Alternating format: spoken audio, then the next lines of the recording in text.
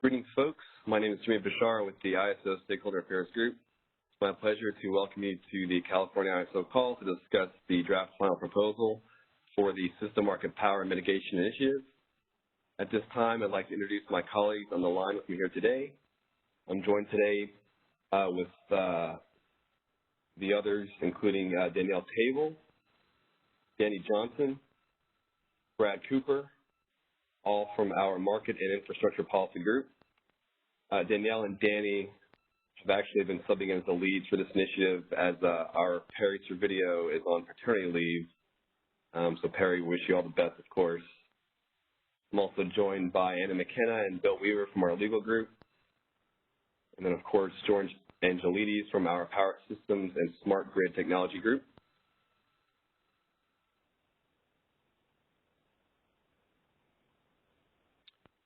Before we begin, I'd also like to take this time to highlight an upcoming enhancement that we will soon be providing our stakeholders for submitting comments. As most may know, as part of our overall continued web redesign efforts, visitors will now be able to view all comments from a single click rather than having to open multiple PDFs. The new tool also provides the ability to filter comments by entity by question, and stakeholders would be able to submit their comments directly into the tool, thereby reducing the risk of transferring biases to ISO through email attachments. Once launched, the online commenting tool would require only a one-time password and registration, after which users can sign in with their email address and password to comment on issues moving forward. We are incorporating stakeholder input, and you can look for this to be launching soon. Back to the discussion. As most know, this is a simple display of our stakeholder process throughout which we collect input from stakeholders following each iteration and a series of meetings, after which we will take the final proposal to our board for consideration for approval prior to any FERC filing that would then trigger implementation. Our agenda for today, as you can see, is to provide an update on the background design principles for this initiative, followed by a discussion on the most recent set of stakeholder comments received and the resulting changes to the proposal. Then, of course, we'll go into the details of the proposal sub-items, which include the ISO's proposal for the pivotal supplier test trigger, followed by the pivotal supplier test design proposal. Then we'll discuss the competitive locational marginal price proposal, and lastly, our energy offer mitigation proposal item, followed, of course, by next steps. In addition, our calls and webinars are recorded for stakeholder convenience, allowing those who are unable to attend to listen to the recordings following the meetings. The recordings will be publicly available on the ISO webpage for a limited time following the meetings. Of course, the recordings and any related transcriptions should not be reprinted without ISO's permission. And lastly, if you have any questions, please raise your hand virtually by pressing #2. We encourage verbal questions only. However, if I do see any chat questions, I'll try to verbalize it for folks on the line. And we ask for everyone to please state your name and the company that you represent. And with that, I'll hand it over to Danny. All right, thank you. I will be covering the background changes and the stakeholder comment section of the draft final proposal. If we can go to the next slide. So we have a single slide on background.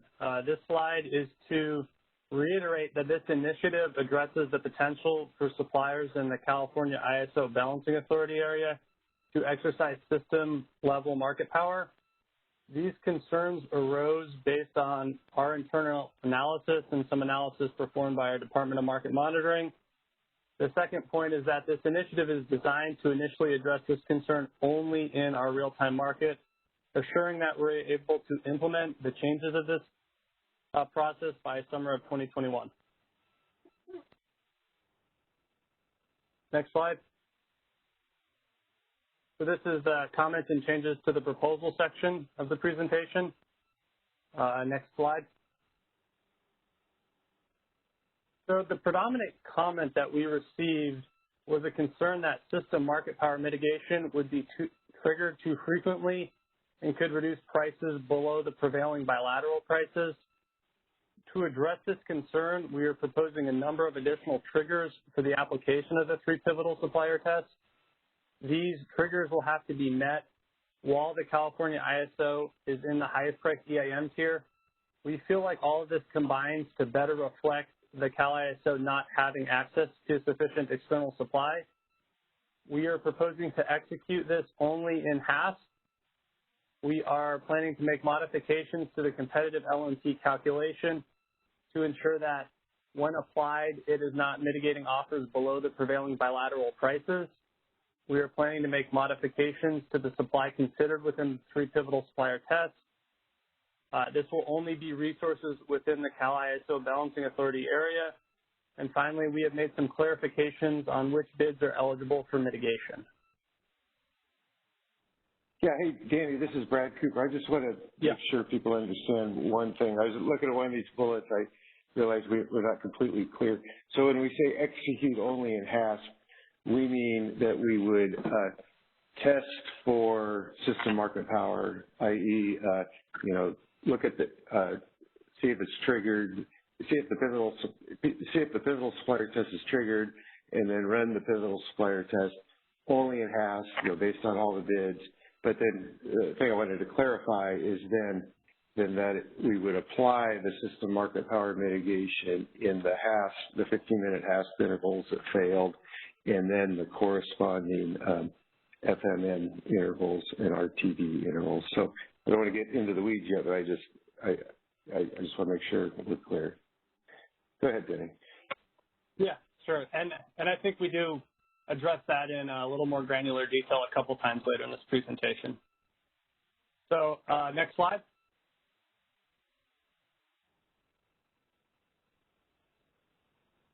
The first set of comments we received were stakeholders expressing a concern regarding how EIM imports, bid-in imports, and affiliated non-Cal ISO Balancing Authority area supply would be included as part of the available supply within the 3 pivotal supplier test. In response to these concerns, we are proposing to only include supply from within the California ISO Balancing Authority area, which we think aligns with the intent of this initiative. Hey, Danny, Brad, again, I just looking at this again, I realized we weren't completely clear about something. We mean only include it as potentially pivotal supply. We still would, we would include EIM imports, bid-in imports, and other resources in the EIM in the pivotal supplier test, but we wouldn't count them as pivotal supply. We would count them as non-pivotal supply. Yes, yeah. I apologize if I wasn't clear on that.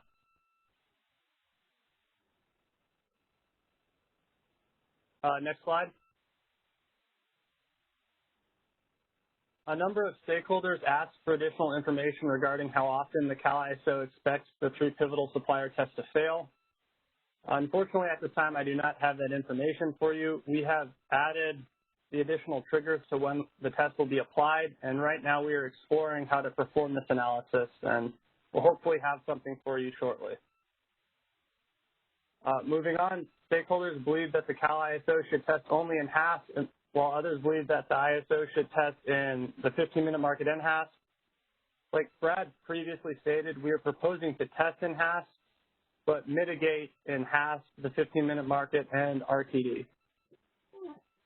We think that testing only in HASP is appropriate as bids for resources within the Cal ISO Balancing Authority area compete against the block hourly imports in HASP. And in addition, testing only in HASP avoids mitigation in the 15-minute market from introducing price differences between the 15-minute market and HASP, which is an issue that has previously arisen in this initiative.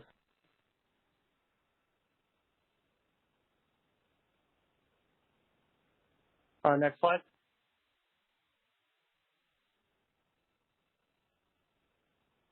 Stakeholders believe that RA imports should be subject to system-level market power mitigation. At this time, the Cal ISO views the bilateral Western interconnection as competitive, so we don't see an explicit need to address that in this initiative. However, there are separate RA enhancement efforts that are addressing RA import rules and import bidding. Moving on, stakeholders ask for additional information on potentially mitigating EAM entities within the highest price tier. Going back to the background slide, this initiative is to address system market power concerns within the Cal ISO Balancing Authority area. Recognizing that this is a concern, though, we are pursuing more comprehensive EIM area system market power changes within the expanded day-ahead market initiative that is currently ongoing.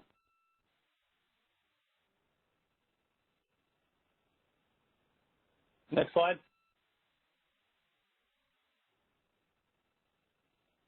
So a number of stakeholders asked that the CAISO consider a contact and impact framework for this design. We are not moving in that direction for the following reasons.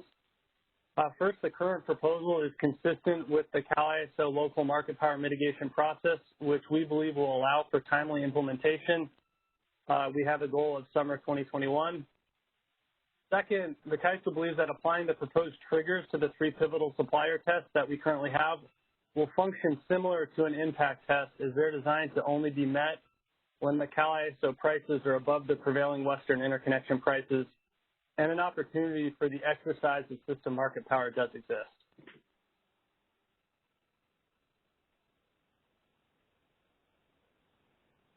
Next slide. Our final slide on comments, stakeholders expressed concern regarding how system market power will interact with scarcity pricing. This issue is not unique to the System Market Power Initiative. I know it's previously come up in flexible ramping product and the FERC Order 831 changes.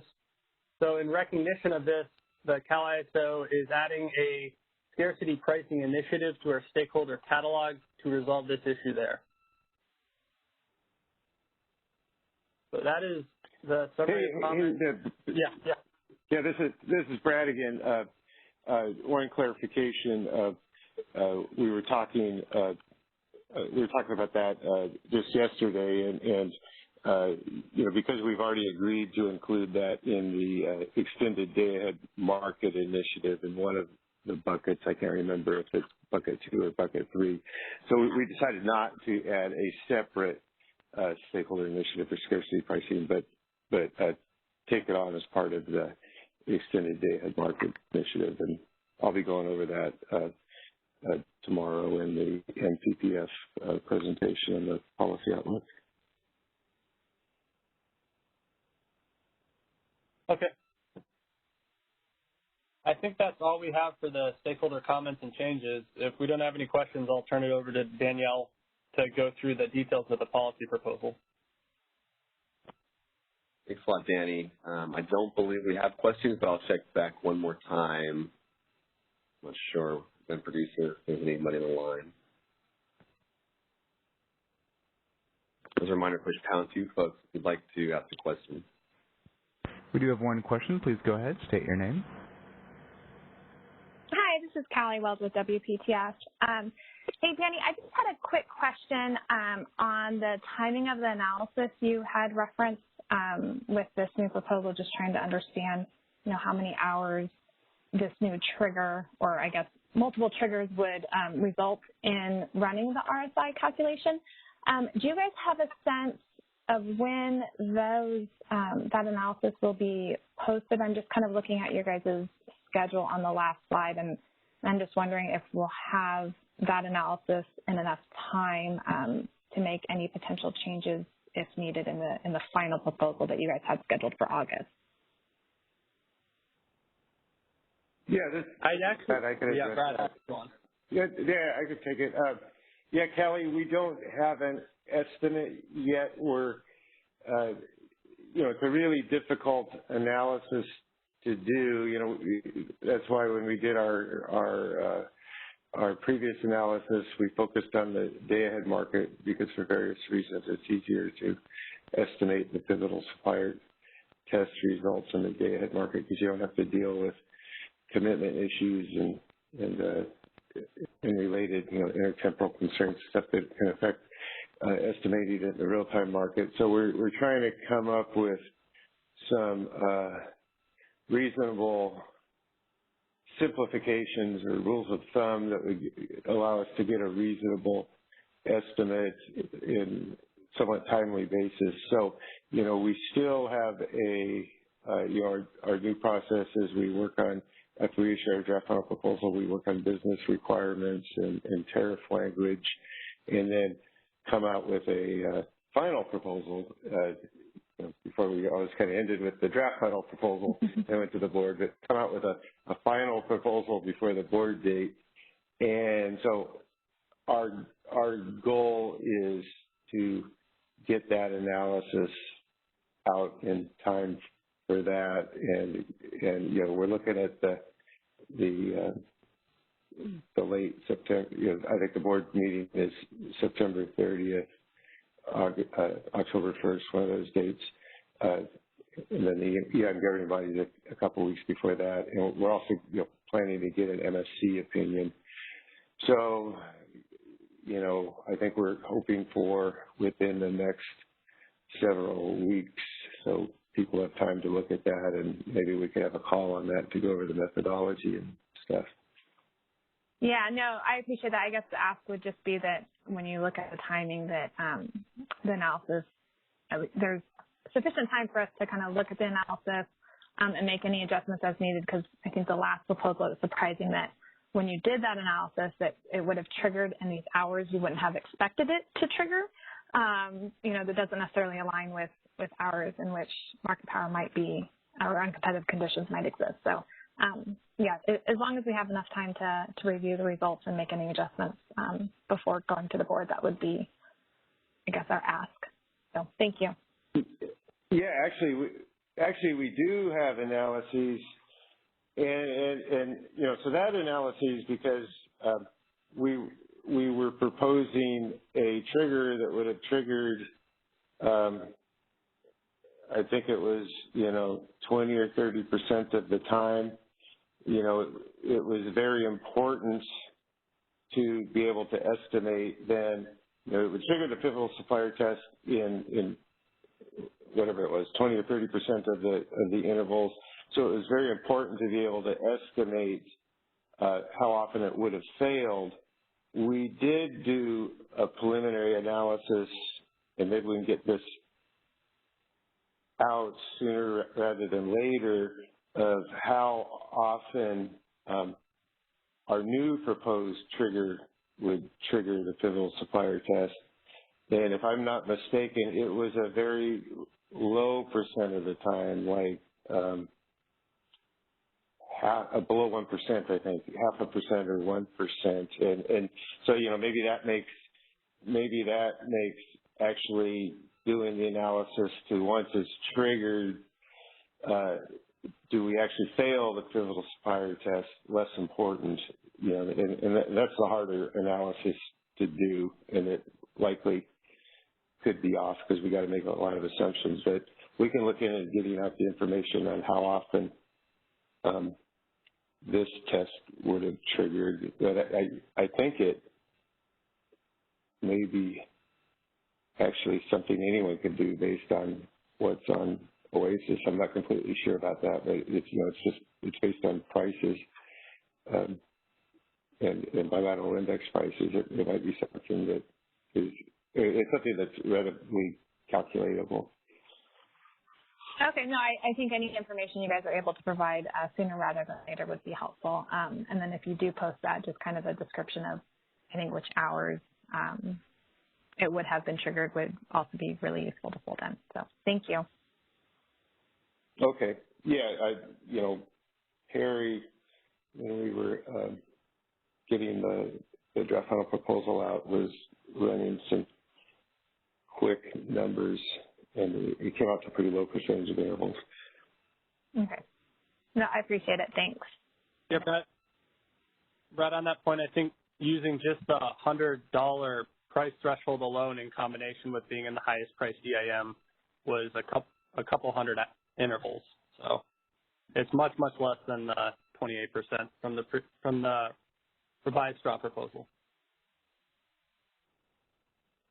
Yeah.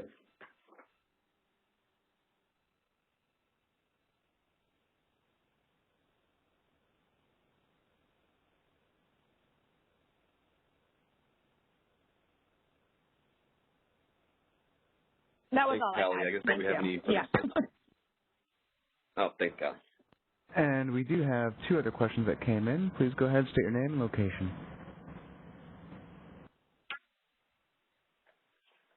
Good morning, Danny and Brad. It's Jeff Spires with PowerX here. Just a comment on the scarcity pricing slide here. I know we haven't got into the details yet of the proposal, but first off, I think we appreciate the improvements that the CAISO has made from the previous proposal, and we support a lot of the new concepts that are in the most recent document. I think the additional criteria that would be used to determine when the 3 pivotal supplier tests would be triggered are significant improvements, and I think that it will really help to reduce the likelihood of having triggers during those periods in which there was really no potential for system market power and prices might have even been relatively low. So I think those changes are quite helpful in that area, as well as the adjustment to the competitive LMP to try to better reflect the bilateral markets. So we're supportive of the changes, but I think just in terms of scarcity, our perspective has been that system market power and scarcity pricing really should be going hand in hand. I think our preference would be to see these things pursued in tandem. And so, we appreciate looking at scarcity pricing in the EDAM initiative, but I think if there was a way to try to look at that in the context of the CAISO market itself and do that sooner than later, I think that would be valuable to continue to consider, because even with these improvements, I think it's something we need to recognize that no matter what the rules are for this, the approach will be imperfect. I mean, a good example is system conditions can change in real time. You can end up with load being higher or unit outages or different things that result in the prices in real time being quite different from what occurred in day ahead. And so those different parameters like the shaped bilateral index may no longer be necessarily relevant. And it is possible then to see situations where in real time the external bilateral prices are rising and the CAISO BA should see their prices rising as well to try to attract the external supply. And so those are really the critical periods when having reduced prices from mitigation would be the most harmful, and that's when scarcity pricing would play a role. So again, we're supportive of the improvements here to the proposal, but I just wanted to emphasize that we really do think that these 2 different topics are heavily connected, and our preference would be to try to look at them carefully together.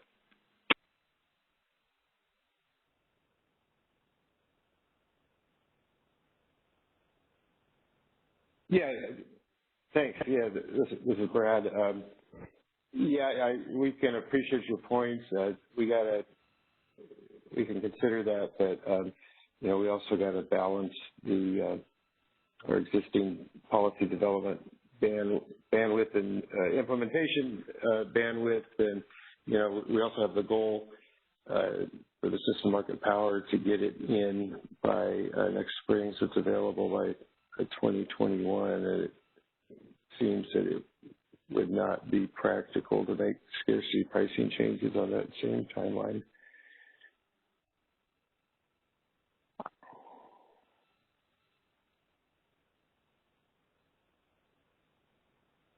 And we do have another question.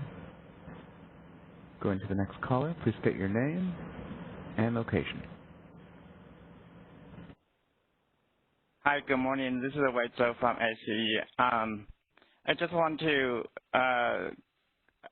have a clarified question based on the discussion you guys had on the frequency or the potential, how often the proposed trigger would be triggered.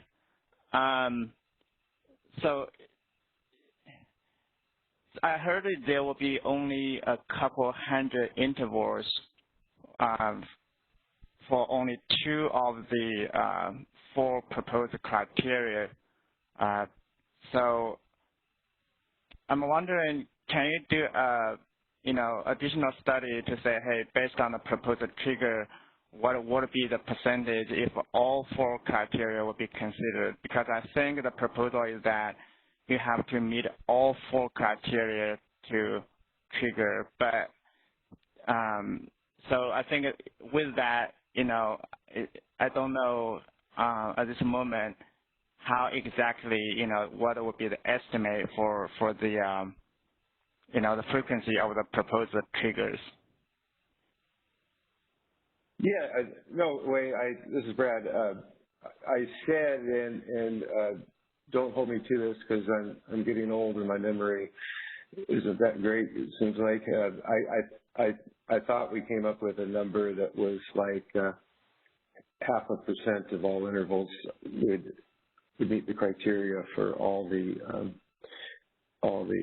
criteria. Okay, so I think if my math is correct, sorry, go ahead.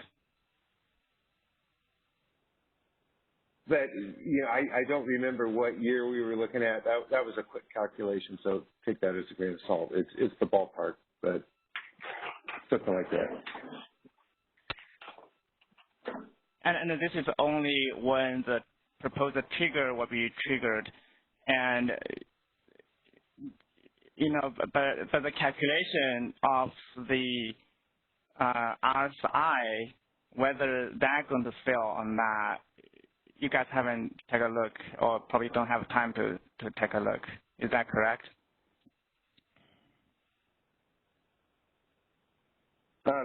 We're still trying to figure out how to do that. That's not trivial to estimate in the real-time market. Okay, yeah. We have ideas, but we need to talk them over some more. Okay, well, thank you for that. But I think how often the proposed trigger will trigger, that's a very, meaningful indication to us, how well or how robust this trigger proposal would be.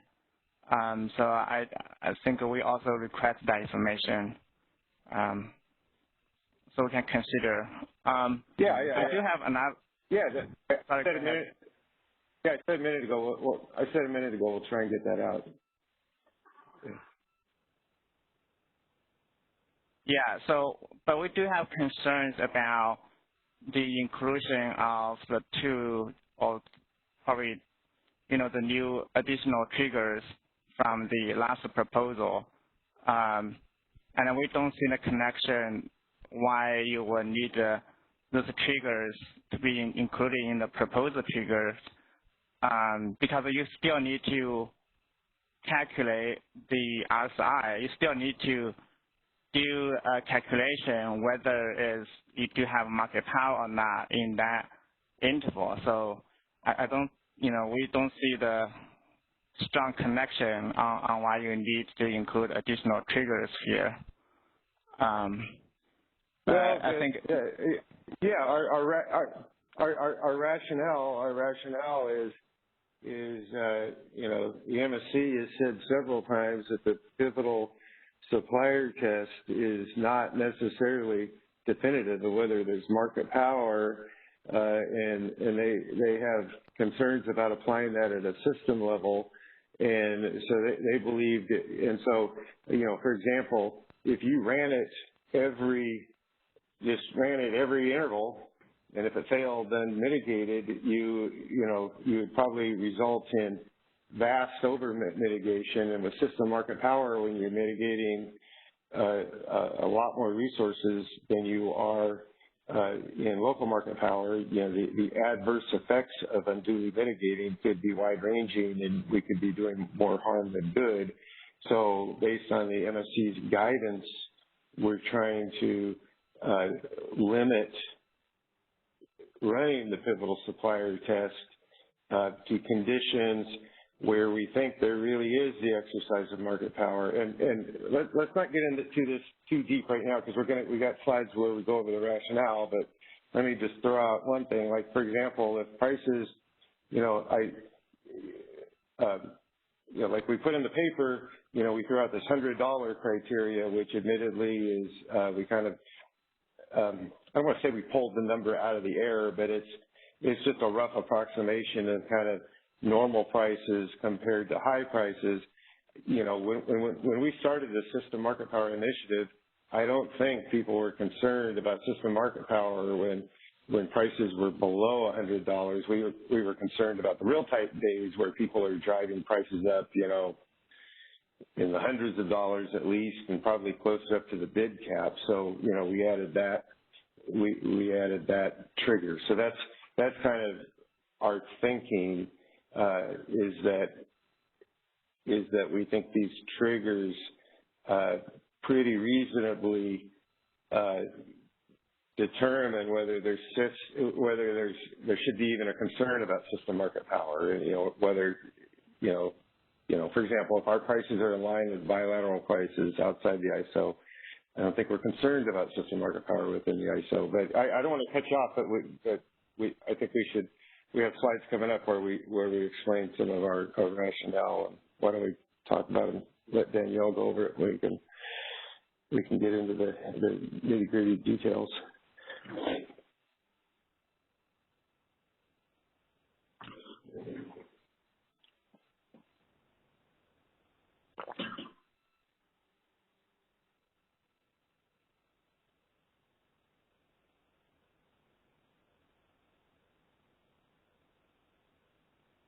That was it for me. All right. Thanks, Brad. And I'm not sure if we have any further questions. No further questions. Thanks.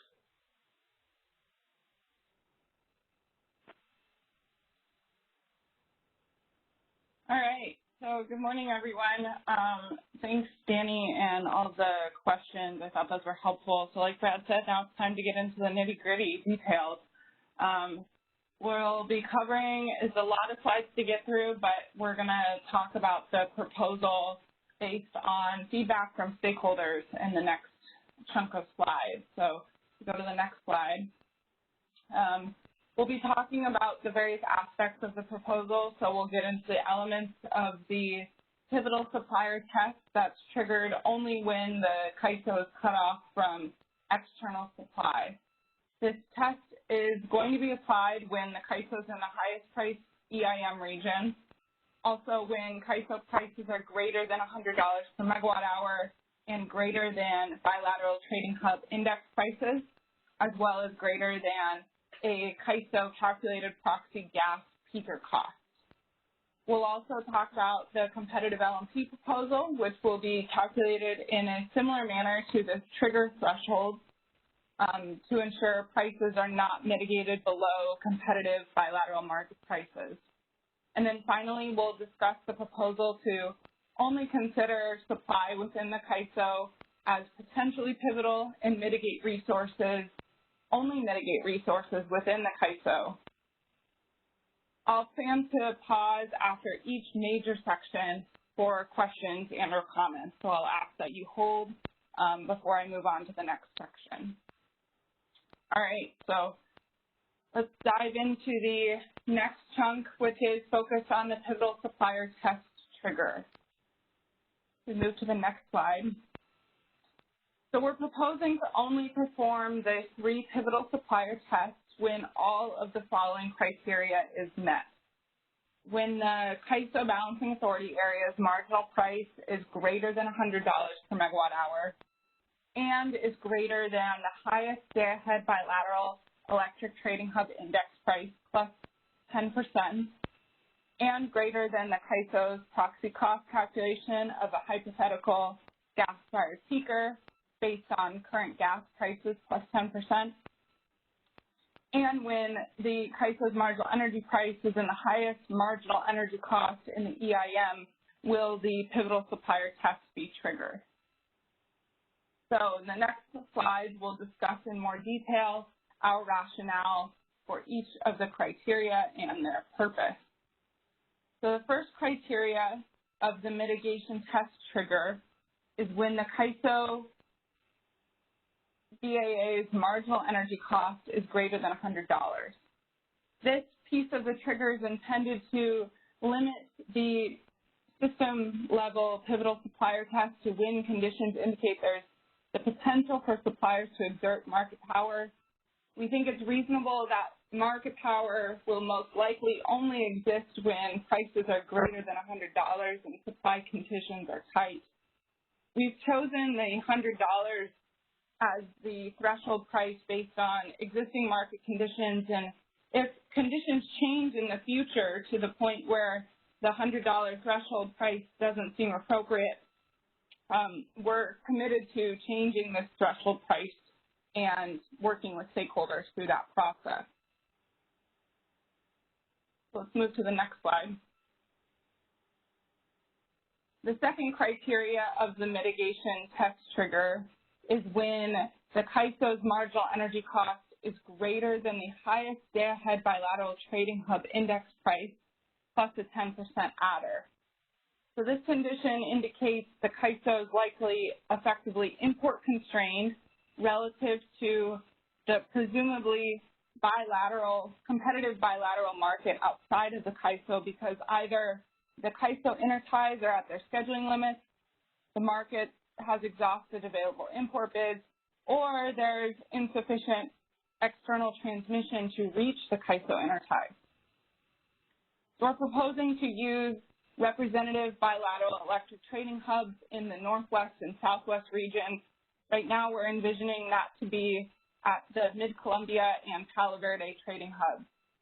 These index prices represent multi-hour block sales, so we'll be shaping them hourly based on the ratio of the daily average system marginal energy cost to the hourly SMEC. And this will be calculated separately for both peak and off-peak periods. Additionally, in this criteria, we're including a 10% adder to account for differences in prices between published price indices and individual transactions. The published electric price indices are based on the weighted average price of all electric transactions. So individual transaction prices can be greater than the average, and we want to account for those differences. This adder also accounts for other costs, such as greenhouse gas emission costs, to import energy into the CAISO. All right, let's move to the next slide. So the third piece of the third criteria of the mitigation test trigger is when the CAISO's marginal energy cost is greater than a CAISO proxy cost calculation of the cost of a hypothetical gas-fired peaker based on current gas cost plus a 10% adder. So this component of the pivotal supplier test trigger ensures that the mitigation process is applied correctly if there's a sudden gas price increase after the day-ahead electrical price indices are published. This criteria also ensures that mitigation is applied when gas peaker resources are the marginal resource. And this is, we're thinking this is representative of when the system is experiencing high loads and there's potential for system-level market power during the peak price periods. Similar to how we did the discussion on the bilateral electric price indices criteria, we're proposing to use the highest gas price index or a gas price region defined in the EIM to calculate this price. This is representative of the highest price supply that would be available to be imported into the CAISO. And this index would be multiplied by the average heat rate of a typical gas peaker, similar to the bilateral electric price indices. And we're also proposing to apply a 10% adder to this price, similar to the previous criteria we talked about, to account for differences between individual transactions and the index price to account for other costs. Additionally, I wanted to note that we're proposing to update this peaker proxy cost calculation each morning for use in that day's real-time market based on current same-day natural gas prices occurring on the Intercontinental Exchange, or ICE. And we're proposing to use the same process that we're proposing in the Commitment Cost and Default Energy Bid Enhancements Initiative, or CCW. And then prior to this morning update, the calculated hypothetical gas-fired peaker price would be calculated using the next day gas index prices published the prior evening. Yeah, this is Brad Cooper. A couple of clarifications just to be clear. Danielle's correct when she means we'll be using the same process as CCW. But just clarification, what she's referring to is the same process where we look at gas prices and then update the hydro devs and update gas prices used in resource reference levels. But then the process for the calculating this so, proxy gas price of a hypothetical peaking unit, that's modeled after the hydro deb that we developed last year. And just so people know, we're coming out with a revised draft final proposal for our per quarter 831 import duty and market parameters initiative. And we're going to be making changes to that proposal. That proposal calculates this maximum import bid price, which is pretty much the same concept as here. We're going to sync up the two proposals. Yeah, thanks, Brad, for the clarification. I think that's helpful to note. We move to the next slide. We'll get into the final criteria of the trigger. So this piece is that we'll only execute the pivotal supplier test when the other three criteria are met, as well as when the CAISO balancing authority area is in the highest priced region of the EIM. So this means that this region is transfer constrained from other balancing authority areas in the EIM, and thus will limit the application of the system market power mitigation process to only intervals when the CAISO has limited access to additional transfers. So for example, if we take a look at the figure on this slide, it shows 6 balancing authority areas in the EIM.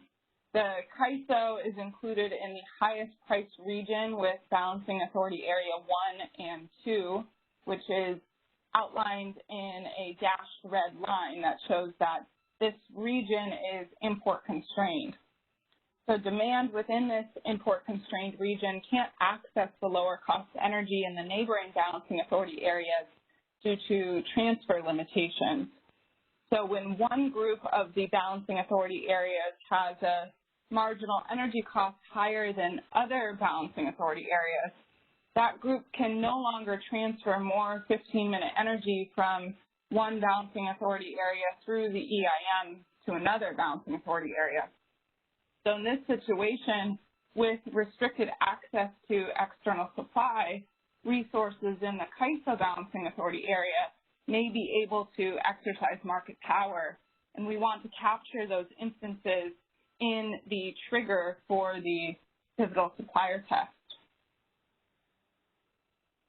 So if we move on to our last slide in this section, we're proposing that the hour-ahead scheduling process, or HASS, will execute the system-level pivotal supplier test in each 15-minute interval that meets all 4 pieces of the mitigation test trigger we just discussed. We're only proposing to perform the pivotal supplier test in the hour-ahead scheduling process, like Brad had mentioned previously, because this process fully accounts for the competitive pressure that hourly block import supply places on internal suppliers. And suppliers are not able to change their bids in response to the hour-ahead scheduling results, which means that suppliers can't strategically use their offers to exercise market power in subsequent sub-hourly markets. So we think it's appropriate to perform the test here and then mitigate in HASP, FMM, and the real-time dispatch appropriately. So additionally, hourly imports are scheduled in HASP but are paid 15-minute prices, which avoids increasing the frequency of when suppliers are potentially being paid below their import bid price. And if we were to apply the pivotal supplier test to the 15-minute market and the real-time dispatch, that would address potential ramping market power. But that is not the objective, nor is it the scope for this initiative, so we're focusing on performing the pivotal supplier test in HASP. So I know that was a lot of information. I'm going to pause and see if there's any questions before we move on to discuss the remaining pieces of the proposal. Operator, are there any questions in queue? Yes, we've got about 6 questions going with the first individual. Please state your name and ask your question. Oh, one moment. All right, please go ahead. Hey, this is Michelle Keeter from the CPC. I have a bunch of questions. So my first question is, if you're only going to apply this in HASP, but constraints only get more severe in the hour ahead, so no one else is going to show up, I'm confused about how this addresses system market power in the real-time market, because literally you can't get that additional supply. In addition, we're only mitigating internal supply. So I guess I'm kind of confused about this. Maybe you could explain who brought this up and how you came up with this idea, and after that I have some more questions. This is Brad Cooper. I can take that. So I assume when you say system market power in the real-time market, you mean the 5-minute real-time dispatch. Technically the real-time market includes HASP, the FMM, and the RTD, so I just want to make sure we're all talking about things. We're proposing just to mitigate in HASP, or not, let me restate that. We're proposing just to test for market power in HASP because HASP has the full quantity of bids available to the real-time market, and by real-time market I mean the 15-minute market and the RTD. So, picture if you are a potential market power exerter and considering whether you can successfully exert market power. You don't want to do that when you don't think you have market power, because then you might just shoot yourself in the foot and bid too high and not clear. You're only going to do it when you think there's a lack of competition. So in HASP, the internal generation is competing against the import supply. Picture one scenario where we have 1 megawatt of import supply versus another scenario where we have 20,000 or 10,000 megawatts of import supply bid.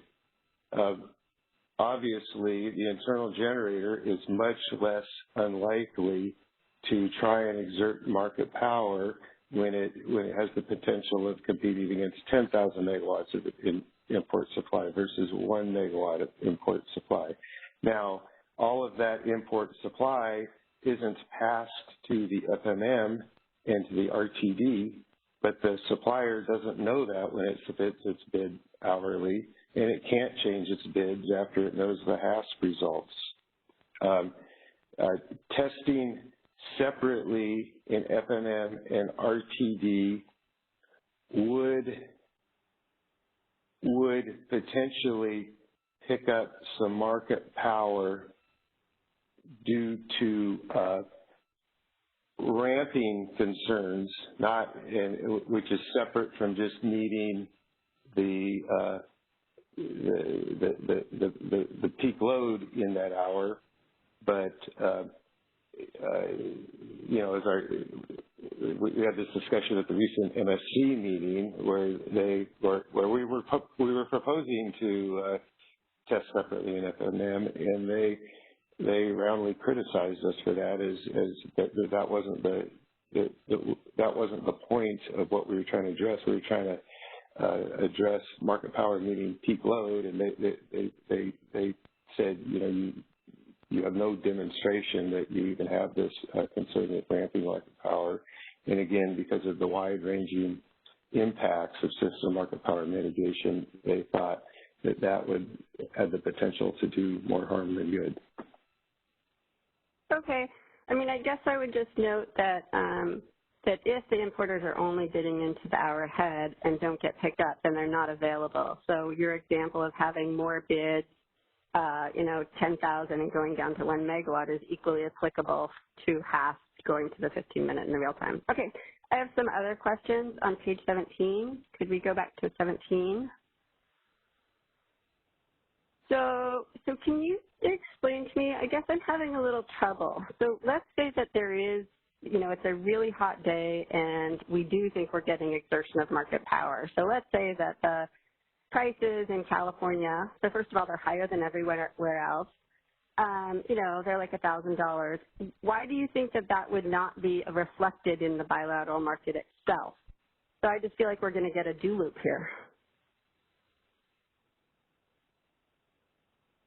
Yeah, that's a good question, and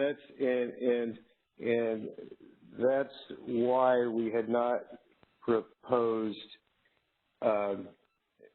basing a trigger or competitive LMP. You know, we haven't talked about it as a trigger before, but we talked about it as far as the competitive LMP. We thought, well, you know, we're proposing to only mitigate for market power in the real-time market, and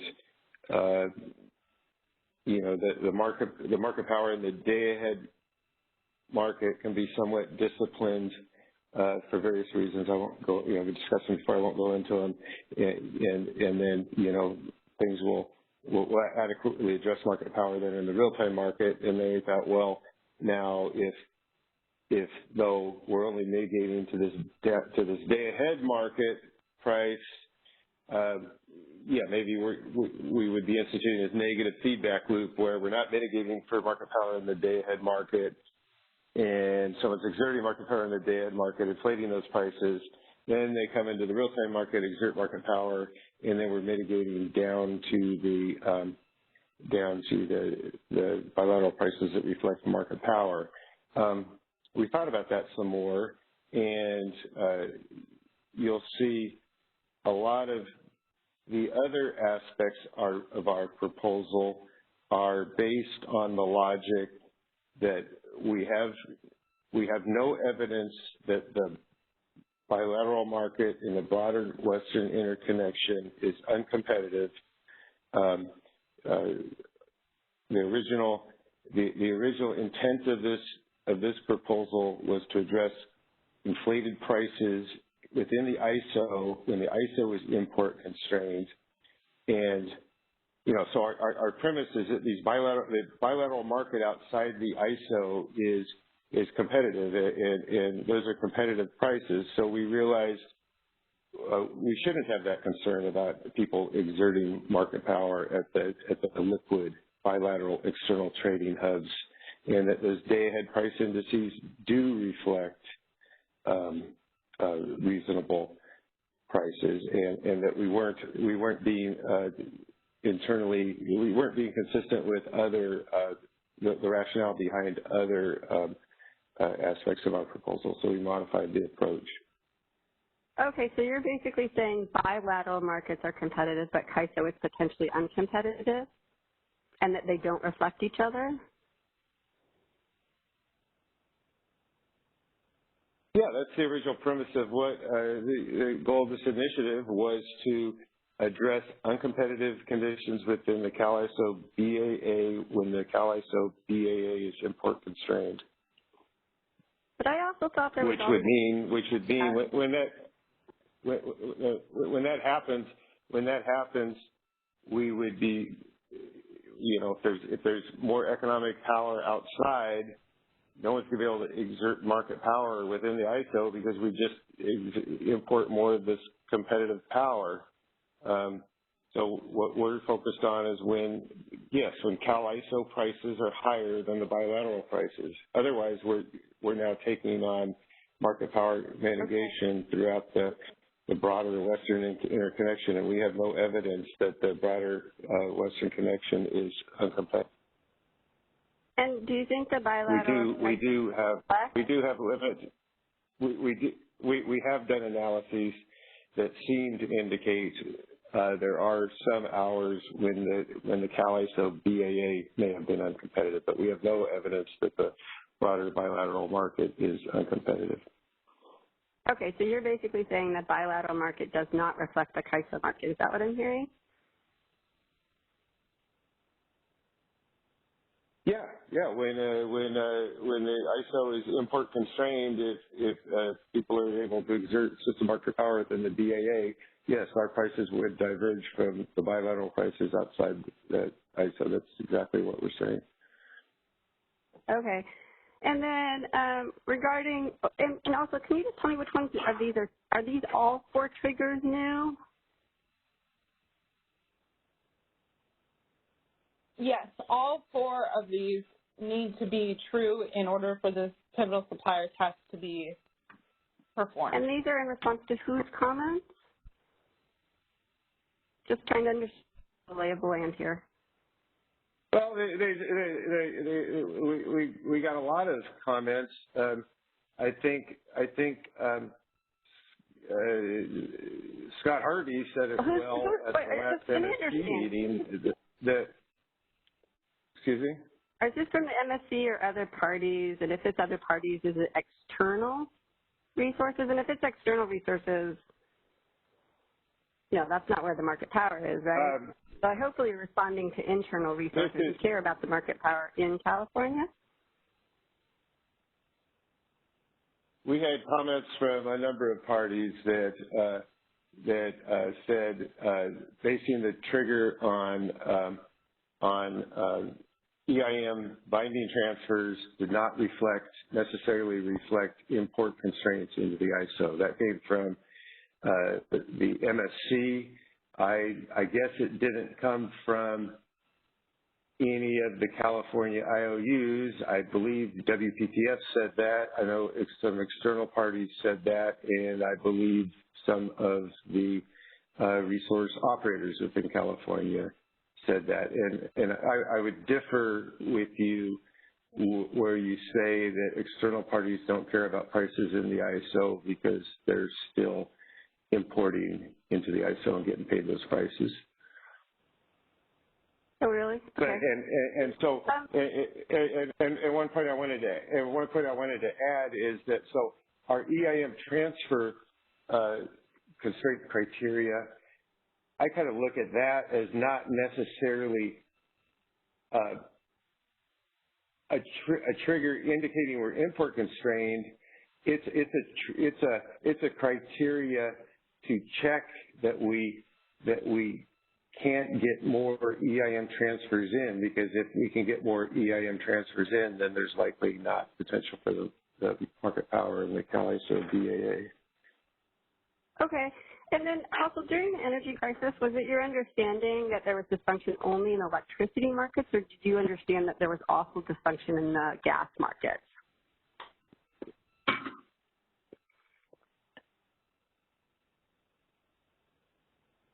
Yeah, sure, I understand that. Okay. So to the extent that you are basing it on hypothetical gas prices with a 10% adder and there are issues with the gas market, are you just embedding those issues in? So let's say, for example, that there are penalty costs in SoCal. Embed those penalty costs. No, we're not proposing to use. So the idea with the gas price trigger is to approximate cost of external supply. So just to be clear, we would not be using the internal ISO gas prices in that calculation. It would be all the prices for all the gas regions we have in the EIM outside the Cal ISO BAA.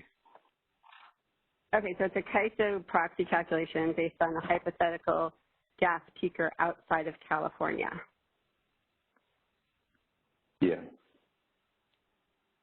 Okay, thank you. Thanks. And we do have about 6 other questions. Going to the next caller. Please state your name and ask your question.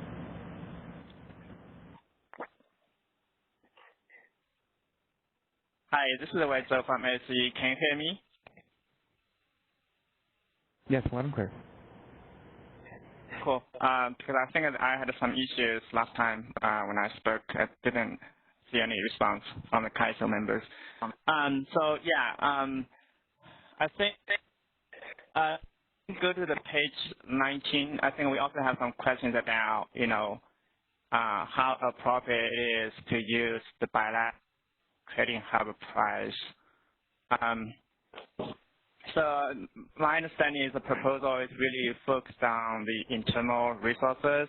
So on a very high level, I'm not really clear why you would need to look at the bilateral market in order to trigger the market power test for internal supply. It is not about whether there's market power or not, but just the trigger. So I don't see the connection there. And also, it's not clear how liquid or what's the criteria for you to say when I would use the bilateral prices or not, because, what is the volume of the transactions that behind the index price calculation, and if there's a heat wave condition, how much of the liquidity you have on a particular hub. These are the questions that we, maybe there's some concern on that. And in light of the EIM, I think, EIM has done a great job of expanding the service territory. So whether the impact to the bilateral market prices is also a factor that should be considered. So can you comment on why it's appropriate to include the bilateral hub index in this trigger, in this proposal? Thanks, Wei. So, we really think it's, like Brad just mentioned, we think it's appropriate to make sure that our prices are greater than what we're presuming as the competitive Western bilateral market. So that's why we're including this in the trigger and also including this piece in the competitive LMP, which a number of stakeholders had requested in their comments.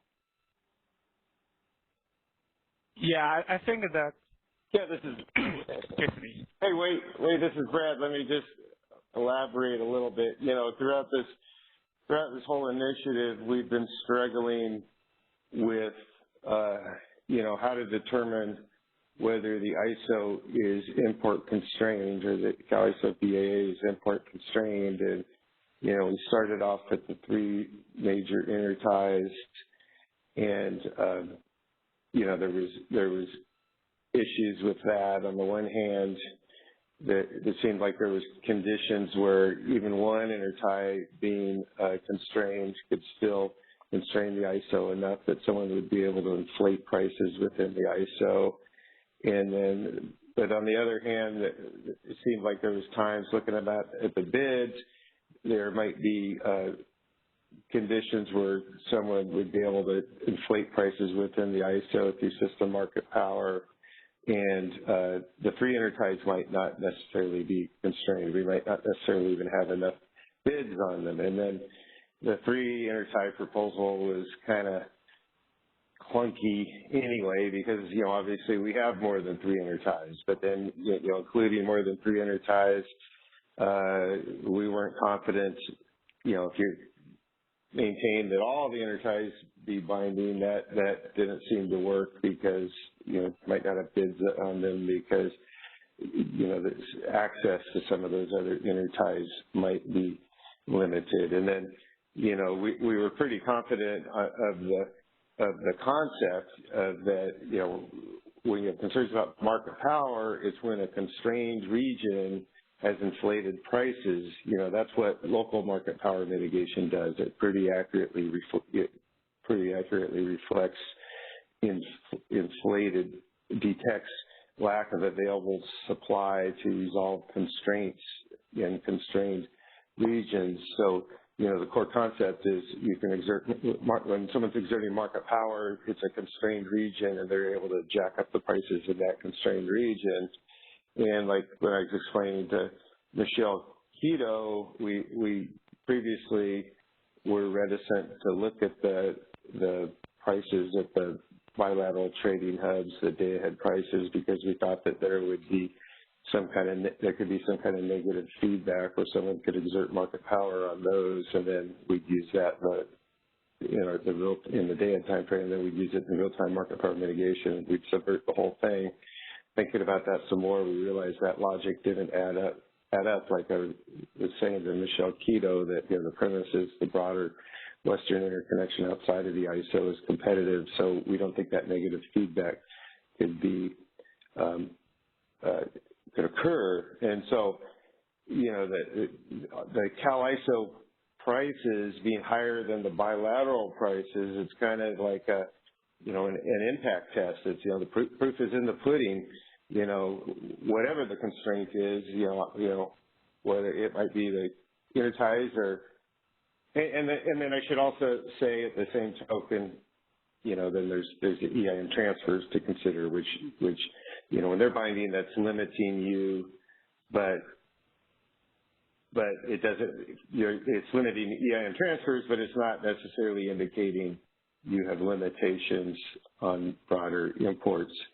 And so, we backed off, or we modified our approach to do this more impact-like test that, if our prices are consistent with bilateral prices outside the ISO, and if the premise is that broader bilateral market outside the ISO is competitive, then we're not worried about system market power within the ISO, or it doesn't look like anyone's exerting it. On the other hand, if the bilateral price indices are $250, yet Cal ISO is seeing prices of $800, well, then it seems like we've lost access to that internal supply. Brad, I appreciate your explanation, but to me, the index price, I'm not sure how much information the Kaiser has or Kaiser has to validate to say that index price is good to use here. I don't know how much information the Kaiser has and how much information could validate. And also the other aspects of the proposal, you will not mitigate the ERM resources. You will not mitigate imports. It will not mitigate, non-pivotal suppliers. So, you look at the proposal in its entirety, the market power is to address market power. The proposal is to address market power, but if you use the index price that, you just don't have good information or, may not be liquid enough, I'm not sure your proposal is really to address market power if the fundamental, the information you're going to use is kind of not appropriate. Yeah. Sorry, I forgot to address the liquidity of the ties. FERC is already, we use these bilateral price indices in a number of things in the ISO market already. We use them to calculate opportunity costs for use-limited gas resources. We've been doing that for a number of years now. Last year, we proposed to FERC, and FERC accepted that we use them for the hydro DEB, and we've looked into the liquidity of those ties, and they meet the FERC liquidity criteria. So we're pretty confident that they're liquid enough. As far as Brad, the I think if I can just really quick comment. I understand that bilateral price is being used to calculate the debt for the hydros, but I think that in that proposal or in that initiative, you also have some other measures about you have to show your transmission, you have to prove you have the ownership or the contact to get into the hub prices. I think there are other measures in that proposal. You cannot just say, the bilateral price has been used, so we are going to use here as well. No, those things you mentioned are kind of irrelevant to this proposal. Those are in the hydro DEB because we're calculating DEBs for specific resources, and yes, different resources have access to different external sales opportunities, and that's why we require the transmission to different places. But for even under the hydro DEB, there's the one component that doesn't require any showing of transmission. That's just indicating prevailing prices in the region. And the concept here isn't trying to evaluate individual suppliers' costs and whether or not they have access to certain points. The concept here is to try and estimate the prevailing prices generally in the market outside the price zone. Yeah, sorry, just one more question on that. Because we already include the bilateral price in the DEB calculation and the proposal won't mitigate below the DEB, why you still need to consider this in the mitigation trigger?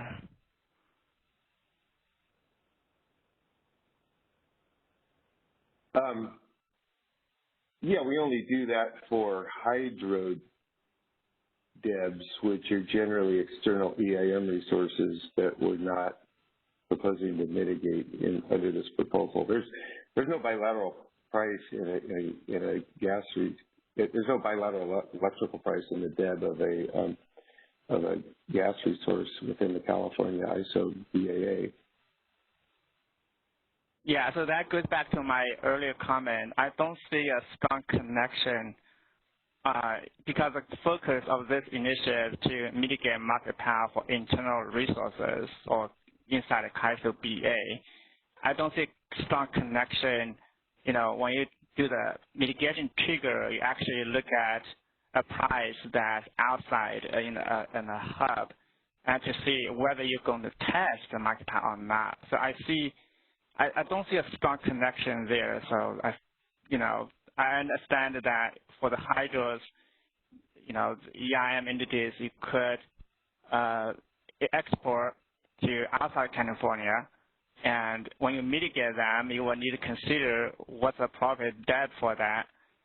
I know we're not talking about hydro DEB in this initiative, but to me, that's where there's some connection there. But here, we're talking about the market power for inside the CAISO, and you're based on the bilateral trading hub index, and it just liquidity may be concern where, again, I don't know how much information you have to say because I think the CAISO tariff is basically it doesn't have to say the CAISO market price has to be higher or equal to the bilateral price.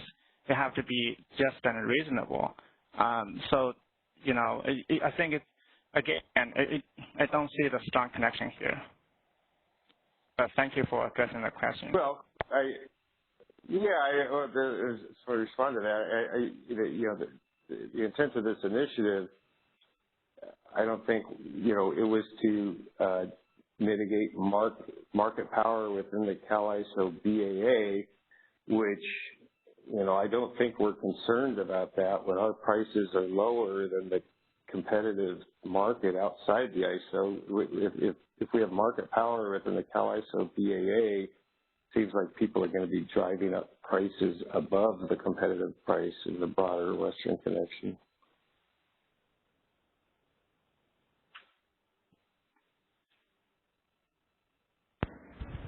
And we do have about 6 other questions. Going to the next caller, please state your name and office. Please go ahead. Hi, this is Jared Risk from PG&E. Can you hear me? Loud and clear.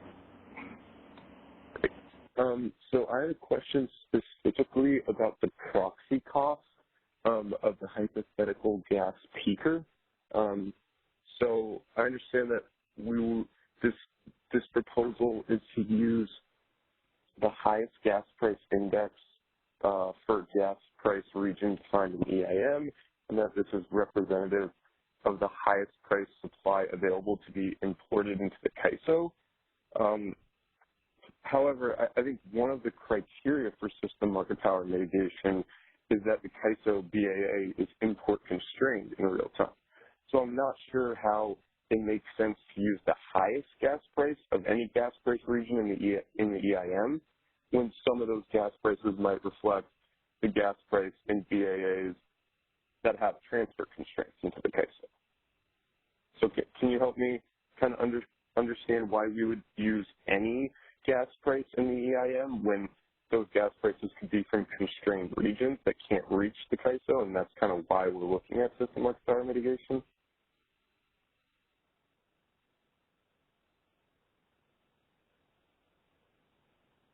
Well, Go ahead, Danielle. Okay, I was just going to say, I mean, I think a big reason why we wanted to include a proxy cost for a gas resource is because we wanted to capture if there's a sudden gas price increase after the day-ahead electrical price indices have been published. So we capture those within the trigger in addition to the bilateral price indices elsewhere in the EIM. Right, I understand why you want to create that. Yeah. Go ahead. So are you saying, if I understand your point right, you're saying you might have an area with a real high gas price, and it's also importing, so it's constrained in, and its marginal costs aren't reflected in the bilateral price indices. So we would be establishing a price even higher than the prevailing price of energy that the ISO could have access to. Am I understanding your point right? Yeah, I mean, I think the conclusion is right. What I'm getting at, that it could reflect a price that's higher than what could actually get to the ISO BAA because of transfer constraints and transmission constraints, which is kind of the whole idea behind system market power mitigation with the CAISO BAA is that it's import constrained. And so some of these EIM regions could be import constrained, so super high gas price in one EIM region that has transfer constraints and isn't able to get all of its energy through the CAISO BAA. I'm not sure it's appropriate to use that gas price unless it's from a region that is unconstrained to the CAISO. Yeah, we can think about that some more. If you could submit that in the comments. I mean, our intent was, we were just trying to estimate the marginal costs using, of what a gas resource would be, a peaker, and so we picked we figured we'd use the highest gas price. We were trying to come up with something that's implementable. It seems, I don't know if we would have a practical method of looking at whether, the BAs where different fuel regions are, whether they're import constrained. I don't think we would even know. Maybe there's some kind of rule of thumb, just off the top of my head, maybe we take the 90th percentile gas price or something that might filter out the BAs with local issues with anonymously high gas prices or something like that. Mm-hmm. Any suggestions would be welcome. Great. Yeah, we'll think about it and put something in our comments. But thanks for the responses. I appreciate it. Sure. On to the next caller. Please state your name and office. Please go ahead. Hi, this is Adam Swadley from the Department of Market Monitoring. I had a couple of questions, and they're actually, I think, somewhat related to the questions that Michelle Quito asked earlier. But the first question relates to slide 22. Again, on the statement that testing in FMM and RTD would address ramping market power, and that's not the objective of the initiative. I guess I'm wondering if maybe we could elaborate a little bit more on why we're calling, what's happening in FMM and RTD ramping. These are both still energy markets. They're on a different time frame than HASP or the IFM, but they are still markets for energy. So it seems a little, I don't know, maybe not entirely the way I would think about it to say that this is just ramping market power. So if you can maybe talk about that a little bit more.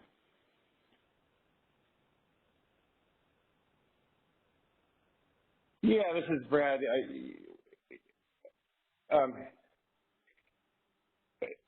Maybe I'd phrase it as, HASP is looking at all the intervals in the hour and looking. It's balancing hourly import bids and 15-minute bids, and it's using a combination of those to meet the average load throughout the hour, and then to meet the needs to ramp between each 15-minute interval. And then once you get into FMM, all you're left with now are the 15-minute dispatchable bids, and you've lost the chance to optimize against the hourly schedules. And then so conditions might change. So then you get a little bit higher load in a 15-minute interval, and now then theoretically there's the potential for a 15-minute dispatchable resource to exert market power, but then that's just due to ramping, forecast changes between the relatively short time between the HASP and the FMM and the 15-minute ramping needs. And so that's what we mean by the ramping market power. The focus of this initiative wasn't to evaluate for market power at a system level, with a fine-tooth comb. It was to evaluate, not between the relatively short time span between HASP and the FMM, which is, at the most an hour and something. It was to evaluate, for the big rock market power that has to do with conditions that change between the time frame of the day-ahead market and the real-time market. Okay, so on that point that, it's looking at how, conditions change from the day-ahead market to the real-time market, I get that, but I guess for settlement purposes, we are interested in FMM and RTD, and again, these are still energy markets, even though they're on a shorter time frame and you have a smaller set of resources that may be potentially competing by the time you get to those markets, they are still markets for energy. And actually in terms of trade-offs between day-ahead and FMM, thinking about, like virtual bid incentives, for instance, those are the prices that would influence, potentially market behavior. So I guess, again, maybe take a little bit of an issue with characterizing the FMM and RTD as only being ramping market power. It is still market power for energy, just on a different time frame. It's a market that's defined by a 15-minute or 5-minute interval, but still, the product is energy. So that was, I guess, my first point. Sorry. Yeah. Hey, Adam, this is Brett. Yeah, fair enough. You know, another concern is, you know, we're trying to proceed cautiously with the system level market power because of, you know, its wide-ranging impact and potential to do more harm than good. And one of the harms we see is, you know, imports are dispatched based on hash prices, and then they're settled and paid FMM prices. And you know, there's the existing situation that we've talked about on these calls. We went into it a lot. PowerX made the point about, you know, there's the existing issue where, you know, someone bids and has their bid clears, and then FMM prices are lower than what they cleared and even lower than their bid, and which can occur even without system market power. And so a big concern we have is, you know, if we were to also test an FMM, you know, we could pass and pass, don't mitigate any bids, and clear import bids, then test again an FMM, fail. Now, you know, it's just picking up the changes in that relatively short time frame, and then we're mitigating an FMM where we did an enhance, and so then we're further exacerbating the frequency with which we have lower prices in FMM that we have in HASC, and we don't think that that's a good thing for our import supply, because obviously since we don't, you know, we don't provide make-whole payments to the bid, that would be a further disincentive to offer imports into the ISO market. So, you know, we're trying to weigh the benefits of system market power mitigation while trying to weigh it against potential adverse impacts and trying to minimize those potential adverse impacts. Okay. So I guess I can move on to the second question. And so the second question is it's again related to this issue of the use of bilateral prices and the idea that bilateral prices, you know, even if they're competitive, that they may still reflect what's happening or what's expected to happen in the CAISO market. So, you know, I think the logic probably goes something like this. So we've heard several times that day-ahead bilateral trading happens predominantly before the choice is made to offer into the CAISO day-ahead market, which I think implies that, you know, there's some expectation of what would be happening in the CAISO day-ahead market reflected in bilateral prices. And then the day-ahead market, I think, you know, again, in going back to the discussion about potentially virtuals or maybe other transactions, you know, those may reflect an expectation of what's happening in, or expected to happen rather, in the real-time market. So I guess what I'm saying is if you're talking about system market power in CAISO and there's a potential for system market power in CAISO's real-time market, you know, that there's a channel there potentially for that to, you know, sort of trickle its way up all the way back to bilateral markets. So it just seems like it may be worth a little more discussion and analysis on the idea that, you know, even if you're saying you do have a competitive bilateral market, that's totally free of any influence of market power that may be expected in CAISO.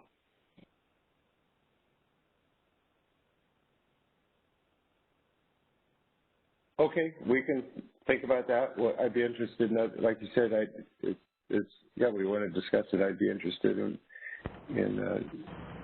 other people's perspectives on that, you know, particularly people that make the decision to offer into the ISO or not. Okay. All right. That's all. Thank you. Next caller, please state your name and location.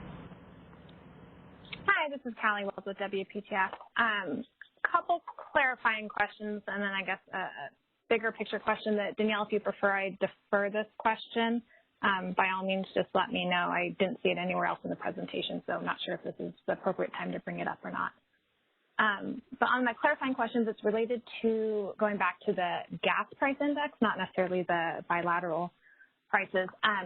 So I'm curious, can you guys speak a little bit more to why you're just looking at the highest gas price index in the EIM and not also including in that the gas price indices within the ISO BAA, especially if the idea, if I understood correctly, was that you want to make sure that you're not triggering this mitigation when gas prices have jumped compared to what the day-ahead bilateral prices puts it at. So to me, I'm wondering if you can kind of speak a little bit more to why ISO BAA gas price indices are not included in that as well.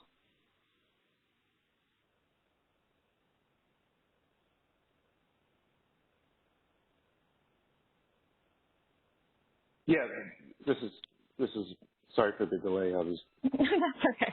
stuck here on the phone. Don't know who's going to answer, but I guess I'll take this one. Yeah, Callie,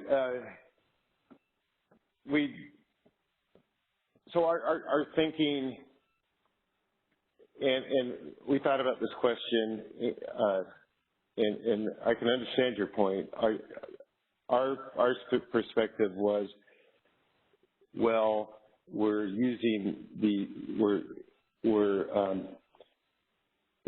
trying to approximate prevailing prices outside the ISO. You know, we're using the external hubs, so we would use external gas prices. But you know, our other logic is we wanted to make sure that the mitigation trigger reflected when conditions are real tight, which is likely, likely when they're tight, that a peaker resource would be at the margin. So we wanted that price to be the threshold, and maybe that would mean we do consider also gas prices in the ISO. So yeah, put that in your comments so we can think about that more. Okay. Yeah, I'll definitely do that one. And then another related question is, if I heard Danielle correctly, you'll be using an average heat rate when you're calculating this criteria. So I was just curious why an average heat rate and not maybe an implied heat rate approach, or something that really gets at what is the heat rate of the marginal resource? Because I think you guys have quite a range of heat rates. Sure, Callie. I think our rationale for applying the average, we wanted to make it similar to what we did in the local market power mitigation enhancements with the hydro dev, where we use the average heat rate there too, just to approximate what is the, potential for a gas-fired peaker in the region. Okay, yeah. To be clear, it's the heat rate of a peaker. We're not averaging heat rates of in our master file or anything. It's maybe the more it's the heat rate for a peaker listed in the energy. I forget the name of it. Energy Information Agency. It's our published heat rate for I'm not sure they phrase it. I guess it's average. I thought they phrased it as a typical peaking unit. Okay, I appreciate that. I don't think we know we don't know ex ante what's going to be marginal in our markets or anything. Okay, no, my concern was if you were averaging across all kind of the heat rates, and based on the master file data, you have quite a range there, and it might be lower than what should be used. So appreciate that. And then, so my bigger question is, and Danielle, again, if you want me to defer this, by all means, just let me know. Can you speak a little bit more to the interaction between system market power and when local market power is triggered in the FMM and RTD? Are you anticipating if, for example, system market power is triggered and a resource ends up having their bid mitigated, and then you roll into FMM, will local market power, will it potentially even further reduce their bid, or, what's the interaction there? What are you guys thinking? Callie, I think we will get into this in a few more slides, so I'll hold on addressing that question until then, if that's okay with you. Oh, yes, of course. Thank you. And that's all I had. Thanks. Next caller, please state your name and office.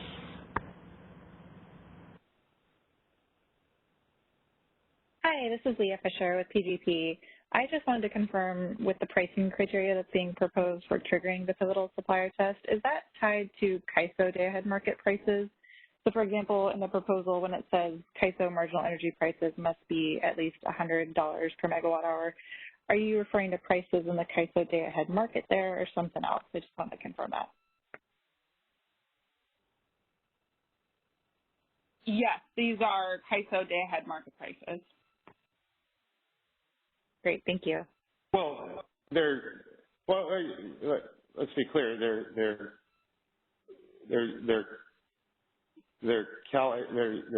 day-ahead external published bilateral hubs. You know, we're applying market power mitigation in the real-time market, so we're comparing the real-time market to these prices to those day-ahead bilateral prices. So when you say CAISO marginal energy prices must be $100 per megawatt hour, you're talking about real-time prices in the CAISO market, or are you talking about? Yes, this is criteria for the real-time market. So we would trigger market power mitigation in the real-time market when real-time market prices reflect these conditions. Okay, that's I think what Danielle said they had highlights. I think what Danielle said they had highlights, so she meant they had bilateral prices. Okay, thanks for that clarification.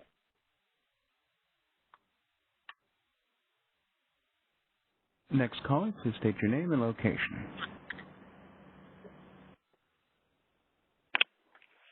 Hi, Danielle and Brad. It's Jeff Spires from PowerX. I just had a few comments based on the discussion that's been going on throughout the last few calls. First, just at a higher level, in terms of kind of the objective of the initiative and some of the comments raised around the need for some of these new elements of the design.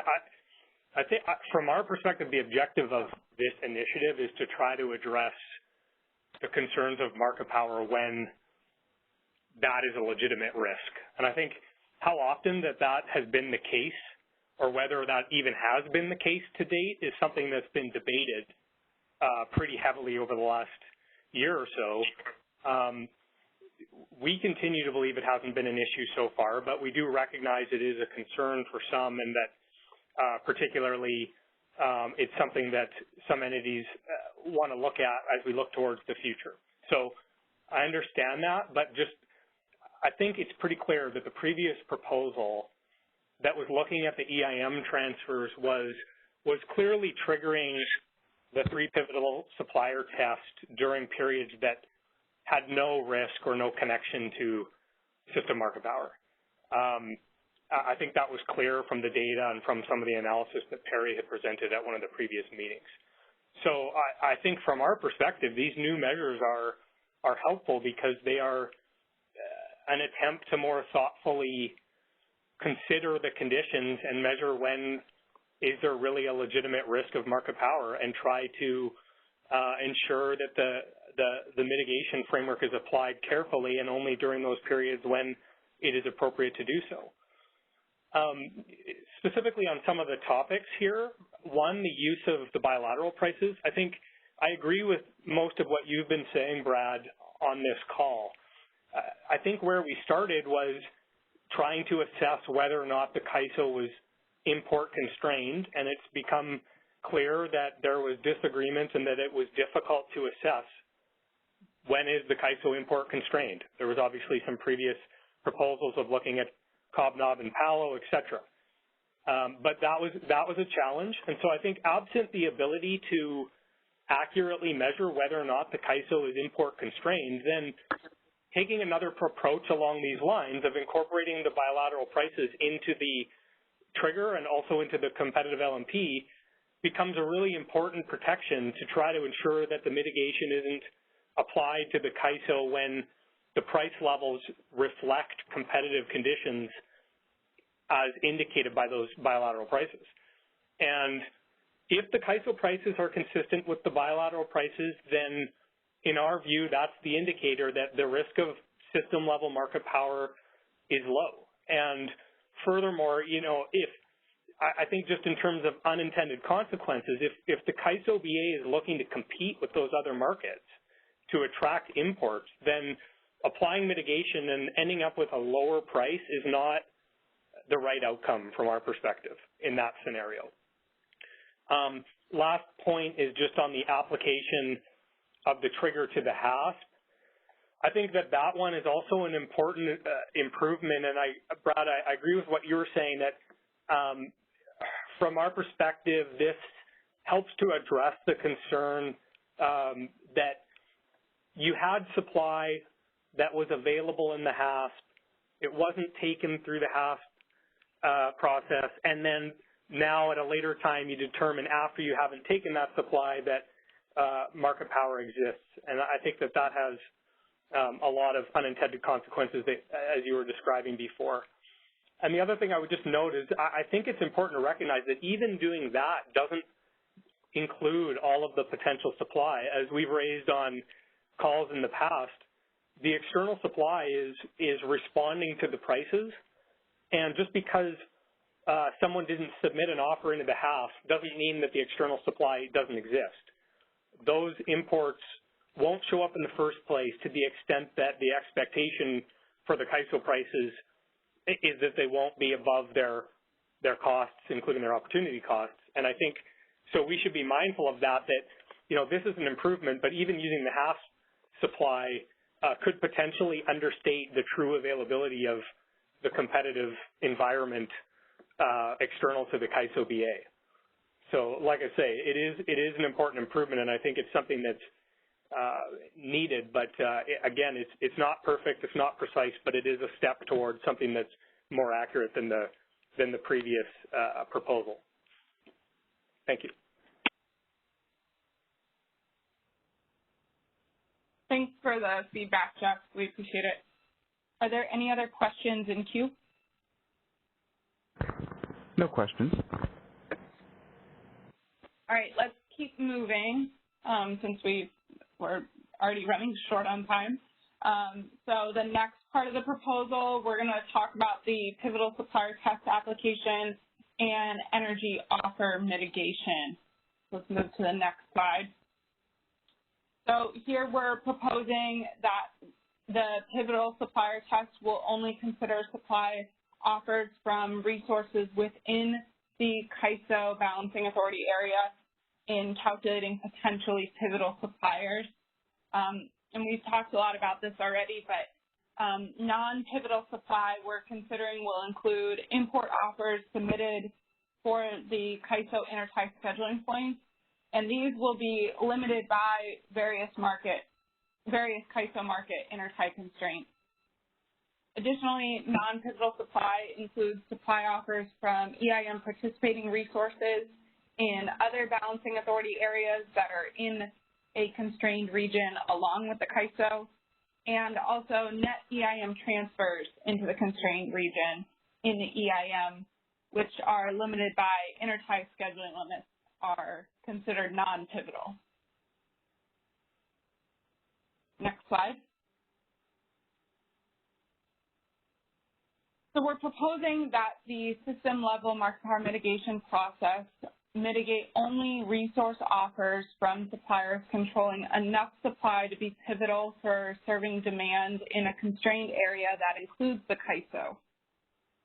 By this, we mean that the system-level market power mitigation process will only test to mitigate resource offers from the two suppliers that control the largest amount of supply with every additional potentially jointly pivotal supplier. So this process would identify all potentially pivotal suppliers that will fail the three pivotal supplier test. In other words, if there's any supplier controlling enough supply to be the third pivotal supplier causing the residual supply index test to fail, we will have its resources offers mitigated. Because of this, when triggered, the mitigation process will mitigate the offers of at least 3 suppliers and potentially more than 3 suppliers. So at a system level, this process should only mitigate offers from pivotal suppliers that have an incentive to raise prices. And we think it's beneficial for the system level market power mitigation process to first identify which suppliers could actually be pivotal at the system level before we mitigate resource offers. So next slide. We're proposing to adjust each supplier's pivotal supply quantities to account for their load-serving obligations. We recognize that suppliers that also have load-serving obligations don't have an incentive to exercise market power for the amount of supply needed to serve their load, because any increased supply revenue would be offset by increased costs to serve their corresponding load. So for example, let's say we have a supplier that controls 5,000 megawatts of supply, and that needs to serve 4,900 megawatts of load. Well, there's no incentive for them to exercise market power for any more than 100 megawatts of supply, because any additional amount would result in an offsetting price increase for its own load.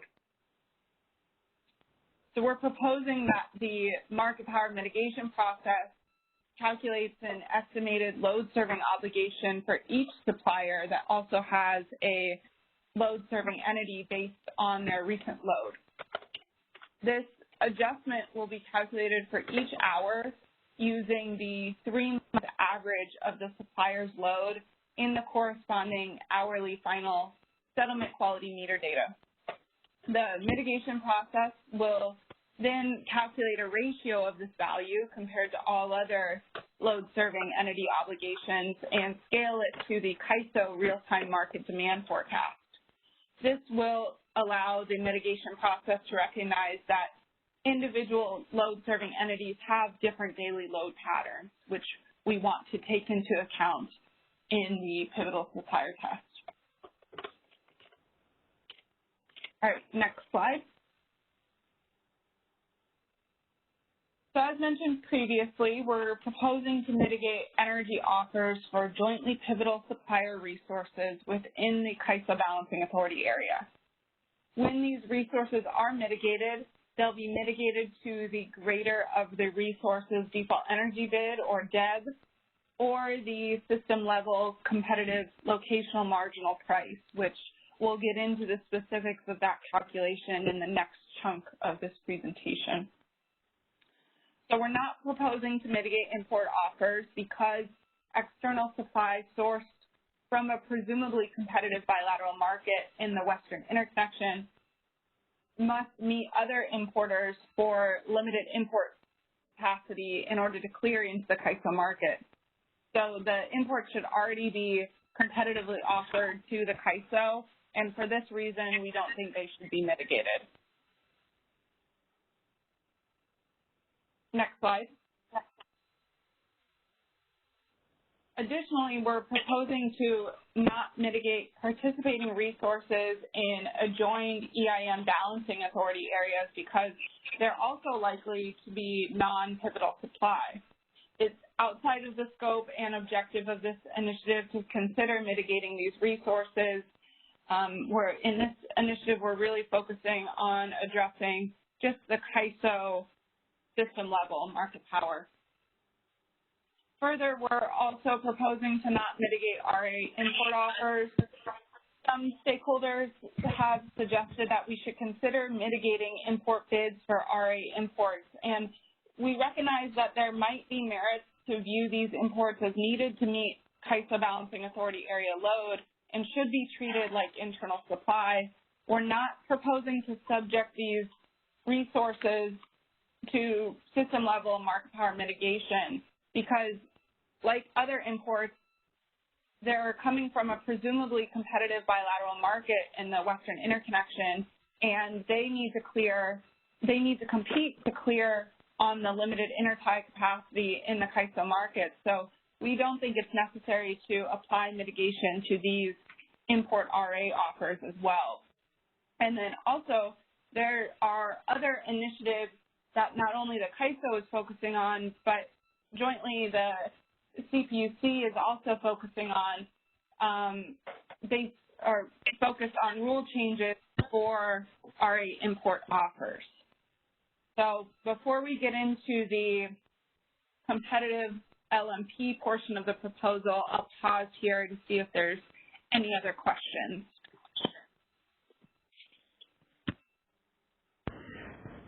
Yes, we've got 4 questions in the queue.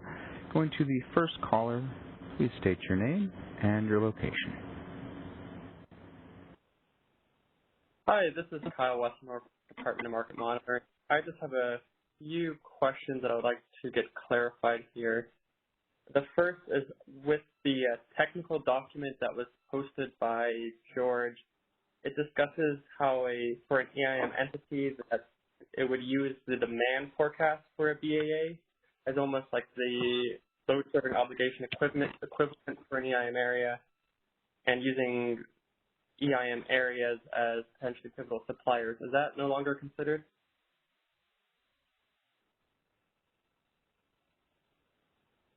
Yeah, that may have been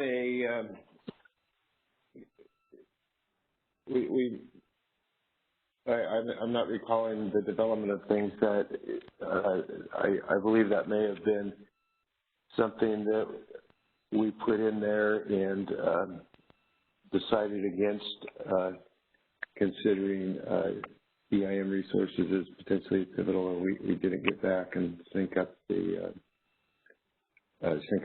technical document, but I might be missing something, not looking exactly at what you're referring to. Hello, this is Angelides. Can you hear me? Yes, I can. So, because we don't have information for the EIM entities, we consider the entire set of resources and demand for an EIM balancing authority area as one supplier, as in essence. We still group any resources from a scheduling coordinator in an EIM balancing authority area. That scheduling coordinator has resources represented in the ISO. We still group those with the ISO. With the ISO scheduling coordinator, so we see the entire portfolio in the highest priced group of BAAs with the ISO. But everything else that is EIM BAA related, it's all grouped like one supplier because we don't have visibility on our third-party load. Does this answer your question? Yeah, that's helpful. The other item I was looking for clarification on is the technical description fleshes out ancillary services a little bit more, but I haven't seen anything in the proposal that really fleshes out how ancillary services will be handled in the RFI calculation. Can you expand on that a little bit? Yeah. So if you look at the formulas in the technical appendix that they calculate the available counterflow supply from any given resource, there are elements there that are taken into account capacity limits listed for any ancillary services awards, and there are also ramp rate limitations so that we calculate the available supply counterflow as accurate as we can. So elements like ancillary services awards, ramp capability, even elements like manual dispatch or exceptional dispatch that limits the resource from movement, all of this are taken into account. So that's the support for this particular element. Okay, thanks, George, for the explanation. You're welcome.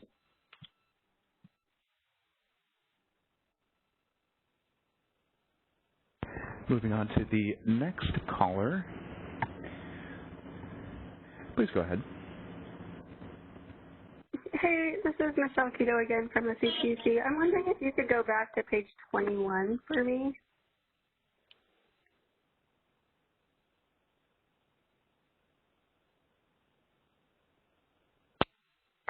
Okay, so looking at page 21, we have system lambdas in the CAISO balancing area at 100, and we have system lambdas in the other balancing areas of 50.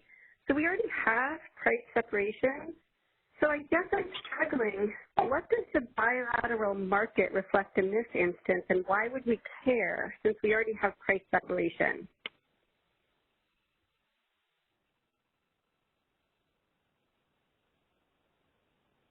Yeah, because this is Brad.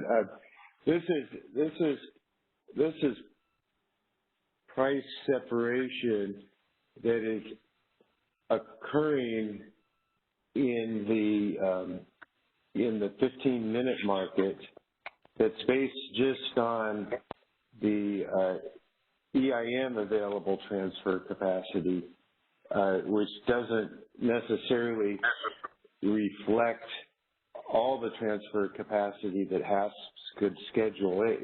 It could reflect just price separation that occurred just to past forecast error, and that just materializes in the FMM.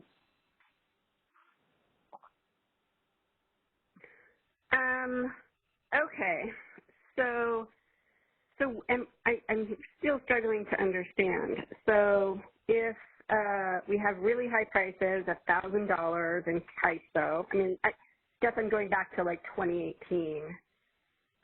So let's say we have $1,000 in CAISO, and we go look at the bilateral market. You're saying if the bilateral market PV was trading at $1,000 because it might have reflected transfers in, we're going to add 10% to that, and then we say we don't have system market power? Is that how it would work?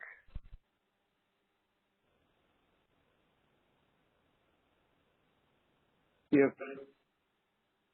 I wasn't completely following your example. We would say there's the potential for system market power if.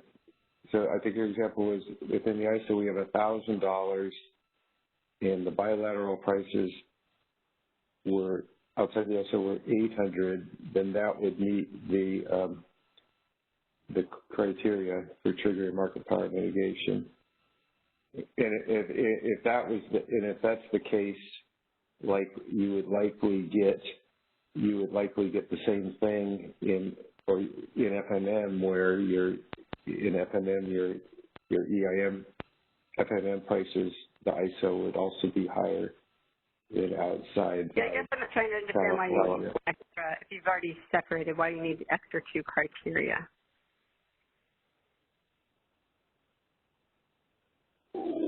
Why we've already separated?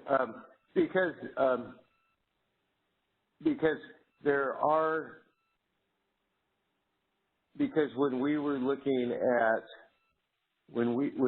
looking at trying to figure out a trigger for our previous proposal, when we were just looking at whether interties were binding and basing it on the three major interties, we did some simulations and we put the interties at their scheduling limits that increase the ISO load, and because there's more places where you can have EIM transfers over than those three major interties, we never could increase our prices because the EIM would just dispatch cheaper power from the EIM into the ISO. So we've added this additional criteria to make sure the market can't access any of that EIM supply.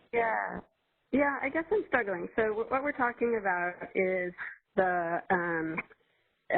real-time market, right? We've taken out the day-ahead market because you guys don't want to deal with it right now, right? Because you want to focus on the real-time market. So we're focusing on the real-time market. There's separation. We're concerned that we can't access more. And then we're using a day-ahead price trigger. I guess I'm struggling. We've separated. We're constrained. These are the resources we have. Why do we have a separate trigger for the day-ahead market prices? We're trying to estimate prevailing prices in the broader real-time market, which EIM prices aren't necessarily indicative of that price in the broader bilateral market. You know, for example, you could have real pretty tight conditions and everyone's concerned, everyone lines up stuff, and bilateral prices are, you know, high, $800, and everyone, so that's base schedules in the EIM covering all their load with energy about for $800, and we get into the FMM, and there's no forecast. There's no changes between the FMM and base schedules, and the FMM doesn't need to dispatch any incremental energy. The FMM prices could actually be very low, and the EIM transfers might not even be binding, yet bilateral prices were high.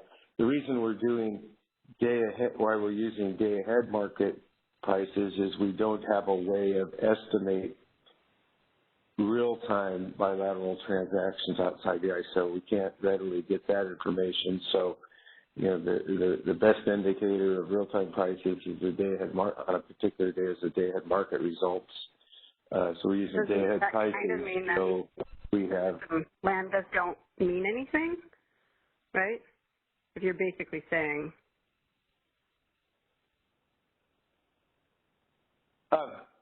Well, if the day-ahead markets are accurately reflecting real-time prices outside the ISO,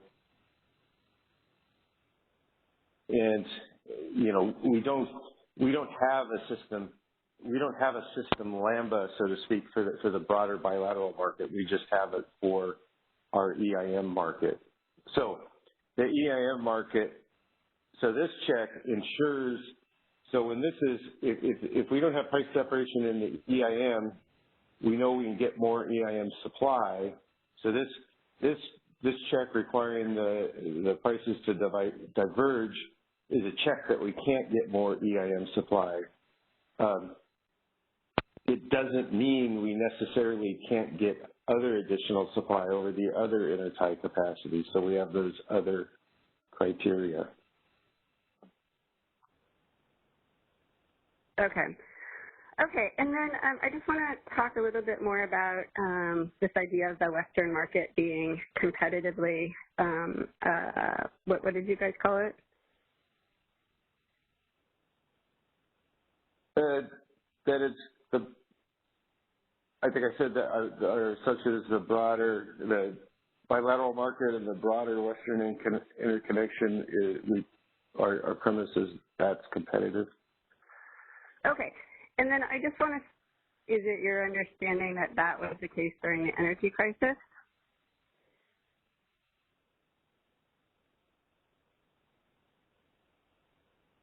Well, if there's broader uncompetitive conditions in the Western connection, the ISO can't unilaterally address that. That would need to be something that would be the purview of FERC to address. I mean, FERC has approved market-based rate authority for all the entities participating in the IM. So I think that means their presumption is that represents competitive conditions. Oh. So I just want to go back to the reason we started this initiative, and it was DMM data on the resource stack on some really tight days in 2017 and 2018. And as you recall, it was hockey stick-like, and the high bids were the virtuals and the imports. So I just want to note, you don't really think this addresses the issues that DMM raised, right? Or do you? I don't know that the high bids were the imports. I'm not. You might be right, but that's not my recollection. I thought they were looking at markups on internal gas resources. I didn't think they. In fact, they did it. They didn't evaluate the competitiveness of the imports because they don't have cost information for them. They were looking at internal power isolation generators. Okay, well maybe I'll send that to you separately. Okay, and then I think I might have one more issue. So I think other people have asked this, but have you gone through and sort of delineated which of these? So I guess you thought it was the tests were overbroad. Have you then gone back and maybe looked at 2018 and 2019 and applied these criteria to see which eliminate how much? Like, you know, the $100 eliminates this many hours, and this criteria eliminates that many hours, so that one understands why you're doing the triggers. So, like, if the trigger about external supply really doesn't eliminate anything that's occurred over the last 2 years, I kind of question why we're doing it. But have you looked at this? Yeah, we did, and well, you know, like we said at the beginning, you know, Perry, who's the lead for the initiative, had a baby like 3 days before the paper was published, so we may well have included that information if we were scrambling to get the paper finished without Perry. I went over okay, so are you saying you got it done, you just didn't include it? We'll try and find what we have. If not, we could likely do it, and maybe what we can do is post that separately along with this, you know, within the next week or two, something like that. We can look into it. It's a fairly straightforward calculation. And like I said, I don't recall what years we were looking at. Okay, and then I just want to go to one last point. So in the last slide, you were saying you're not going to apply this to RA imports. And so the reason you're not applying it to RA imports is that you think RA imports are different than RA internal resources.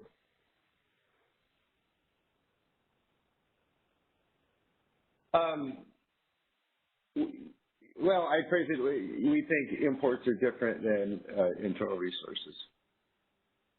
Okay, you think they're different. Okay, thank you very much. Appreciate it. Yeah. Yeah. On to the next caller. Please go ahead.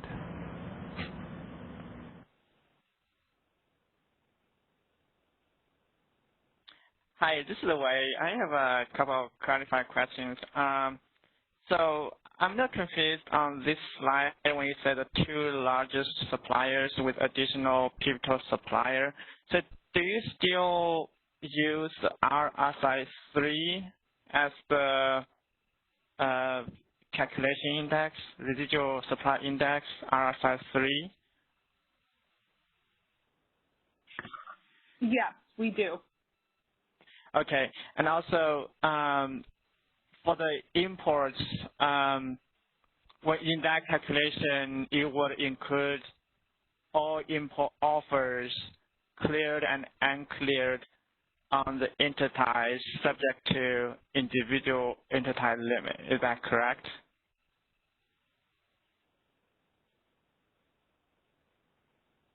Or do you guys change the proposal? I'm going to turn to George. This is Brad. That's correct. It's all the import ties subject to each. I mean, all the import bids subject to each ties scheduling concerns, scheduling limits. So have you looked at it like how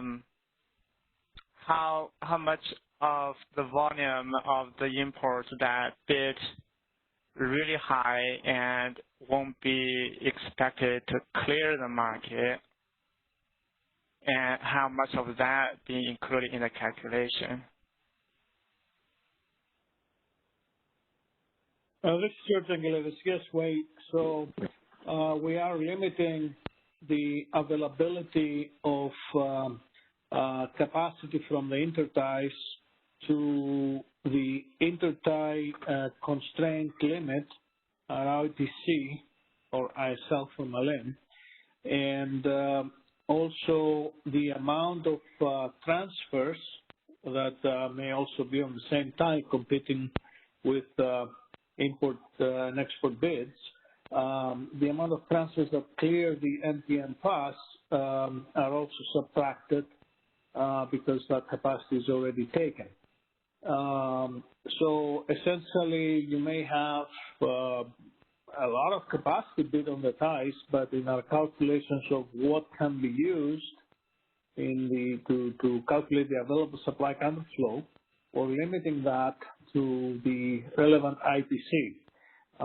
As you know, we have a complex set of ITCs that may overlap, and they're concentric.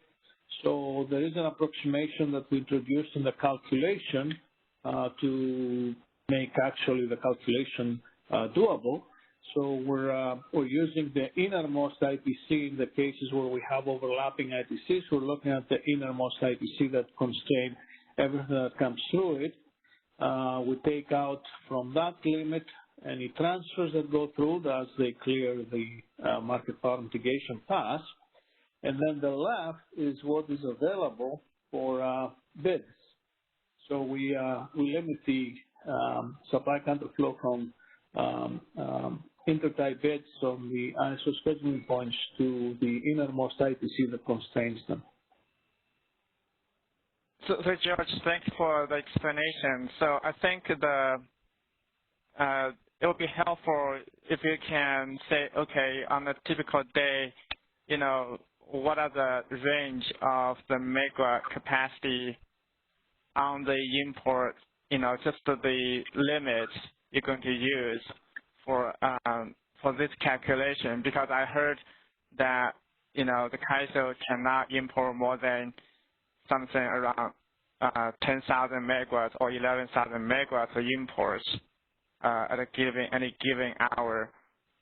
To the extent that, if all the individual capabilities end up to significantly exceed that limit, I don't think those limits will be fully representation of what realistically can be imported into the CAISO.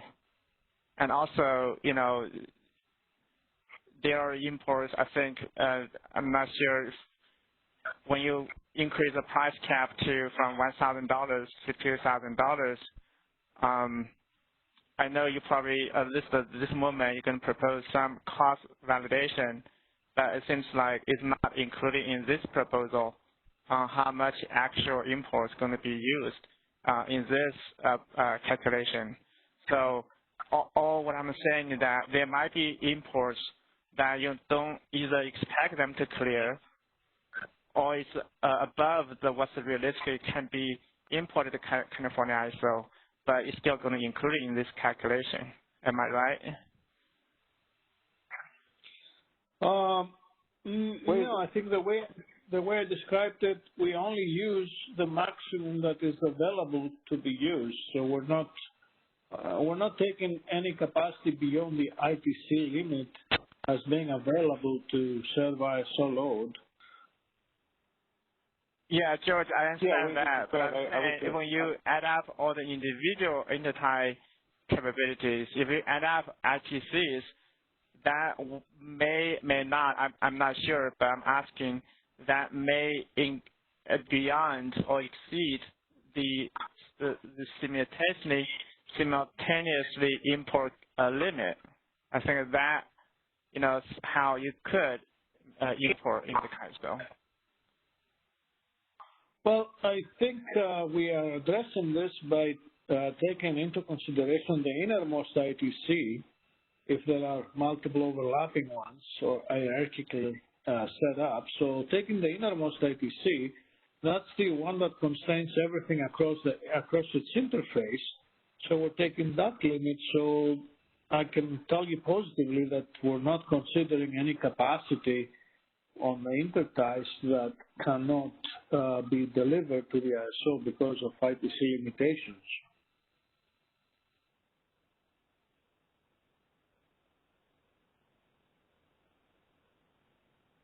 Yeah, okay, I have to think about it. I think we may talk past each other.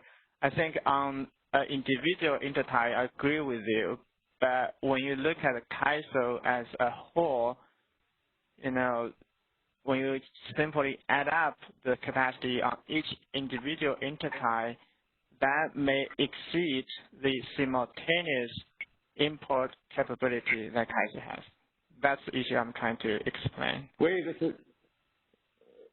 This is Brad. You're referring not to limitations on import capacity, not because of transmission limitations, but because of like voltage support requirements and inertia requirements, where even if we have room on the interties, we can't necessarily import everything up to the limit. Is that the kind of constraints you're referring to? Or are you referring to the interaction? Yeah, I think, I don't understand enough about engineering or why that limit is needed, but I think that's the kind of limit I'm talking about. I think that's in the in intertie allocation, when you guys do the intertie allocation rights. I mean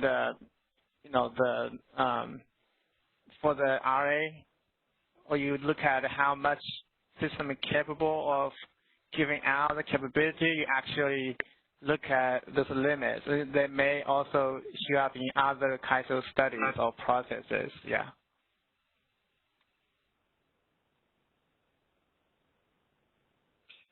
Well, to the extent that these limits are reflected in the ITCs, because the ITCs do reflect simultaneous power transfer capability across interfaces, and the calculations for the total supply counterflow from interties, we're not doing calculations on an intertie by intertie basis.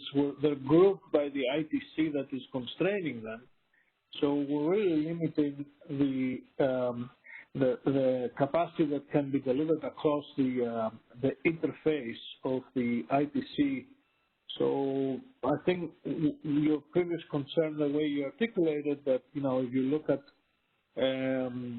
just that one intertie on its own, you may include additional capacity.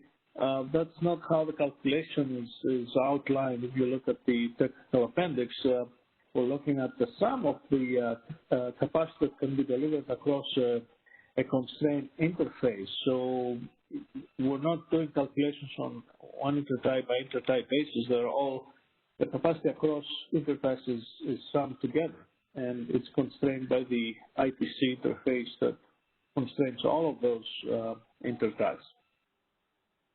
Okay, well, it'll be good if we can confirm that the ITC limits would cover the simultaneously import limit, SIL limit. I have another question just on what resource to be mitigated. I think that might be on the next slide.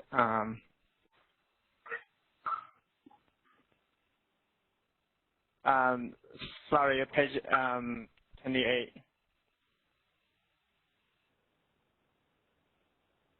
Oh, sorry, 27. I apologize for that. So basically, I think I kind of understand the proposal like this. I want to confirm if my understanding is correct. So basically, the proposal is to mitigate the internal resources to the amount that's, you know, enough or either be equal to or above the demand in that grouped BAA, you know, area in the proposal. Is that correct? So you will make sure the resources that will be mitigated will be enough to support the demand in that highest priced BAA group. Is that correct? Can you confirm?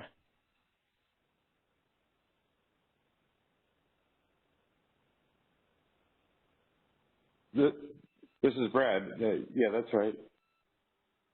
Okay, thank you. Because we asked this clarification from a comment, I didn't see that. So thank you for clarification. Sure. Moving on to the next caller. Please go ahead. Hi, this is Jared Risk with PG&E again. I had a question specifically about the EIM BAAs and their resources and mitigation. So you mentioned in this proposal that there will still be no mitigation for participating resources in adjoined EIM BAAs, and that basically this is just focusing on CAISO BAA mitigation. And so in essence, we're going to keep kind of the CAISO BAA mitigation separate from the EIM BAA system level mitigation that currently exists. So my question is, if those two processes are separate processes, what will the timeline of those two mitigations look like? Because for this CAISO BAA level system market power mitigation, it relies on comparing prices in the CAISO BAA to the other EIM BAAs. So we're wondering, is the CAISO price, when it's as the criteria for the trigger to run 3 pivotal supplier tests, is that it has to be the highest EIM BAA price to trigger the test? And so is that CAISO BAA price going to be compared to pre-mitigated or post-mitigated EIM BAA prices? So basically just asking about the timing of EIM BAA mitigation versus the CAISO system level BAA mitigation. Yeah. Yeah, this is Brad. So it's all at once. So yes, existing EIM BAA level mitigation is based under the presumption that the CAISO is competitive, and when EIM BAA prices rise above CAISO prices, which is the way we detect whether the EIM BAs are import constrained relative to ISO, and then we mitigate EIM BAAs. There will be, I guess you can call it, a gap in the EIM BAA level mitigation in the instances when there is indeed market power in the ISO.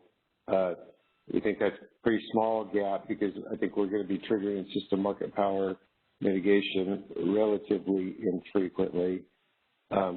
We plan to address that as part of broader EIM market power mitigation changes, and this will also address when mitigating even EIM resources when they're in a constrained group with the ISO and they're the highest price BAA. But there's additional complications to doing that we can't solve on the timeline to get market power mitigation in by 2021. We plan to address that as part of EDAM, where we come up with a more, we call it holistic EIM market power mitigation scheme. Because if we were to try and address that now, like I keep saying, we got to weigh benefits versus potential adverse effects. It would likely result in situations where we would be mitigating EIM participating resources for potential market power within the CAISO when there is not that potential for market power, and we think that would be an adverse effect. It would discourage participation in EIM. It could cause people to limit the bids they offer to the EIM, so they're not considered pivotal, and things like that. So our intent is to do what we can do, model up the existing processes, and get a pretty robust mitigation process, but it can't capture all circumstances until we do more longer-term changes that we can't do in the timeline necessary for this. Yeah, I hear those considerations that you're. Oh, sorry. Did someone else have something to add? Yeah, George. Yes. This is George Seguela. I just wanted to let you know that regarding the timing, at this point of implementation, this phase of the initiative, as Brad said, all these calculations are done basically on the same stage after the NPM pass is completed.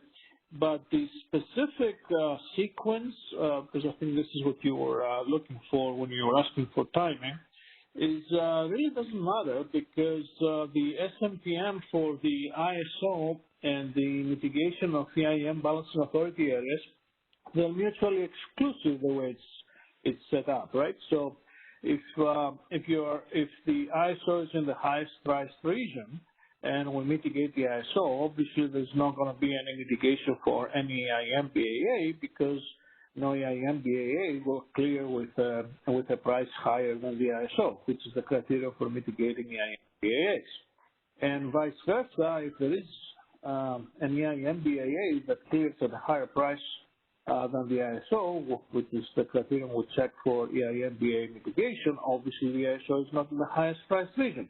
So because of the fact that in this phase of the initiative, the two events, the SMPM and the EIM BAA mitigation, are mutually exclusive, it doesn't really matter which sequence you're going to follow doing this. So this is something that's probably going to become more relevant in the later phase of the initiative, because, of course, the SMPM has to be performed first, and then the check for EIM BAA mitigation. But at this stage, it doesn't really matter. Okay, so are you saying that if the CAISO BAA is not the highest price region, but it is another EIM BAA, if that EIM BAA is then mitigated through the EIM process, and as a result of the mitigated price in that BAA, then the CAISO BAA becomes the highest price region, would that then trigger the test for an RFAC 3 test in the CAISO BAA? Is that kind of what you're saying? Like, it depends which region initially is highest price? No. Yeah, no. At this phase, we're not doing this kind of cross-checking, right? It's all mutually exclusive, because when we check whether there's a price comparison as a trigger. Yeah, that's what I'm going to say. So that's based on the price results from the market power mitigation pass before any mitigation takes place. So these prices will tell us if the ISO is in the highest price region. We're not repeating that check after performing EIM BAA mitigations. So everything is based. Problematic. That sounds Why? Like the ISO. That sounds like. Sorry. Yeah. So the process is always working in every mitigation design that we had since MRTU. The mitigation test is performed on the results from a market using unmitigated bids. Based on this outcome and the prices that occur, then we screen for mitigation, whatever needs to be mitigated, then we'll mitigate the bids, and then we'll run the market with mitigated bids. We're not iterating between those two, like doing some mitigation, then check after mitigated bids, finding another solution, and this solution check for other things, make sure that there's, try to find out if there's additional mitigation. It's never done like that. It's not done iteratively. It's done in basically two stages. You find a market solution with unmitigated bids, then you perform your mitigation based on your criteria, and then now you run the market with mitigated bids. So if we mitigate an EIM BAA, we won't go back to see if now we need to mitigate the ISO if the ISO is now in the highest price region. Well, it's not part of the proposal. Okay. All right. Thank you. We'll consider that. Thanks.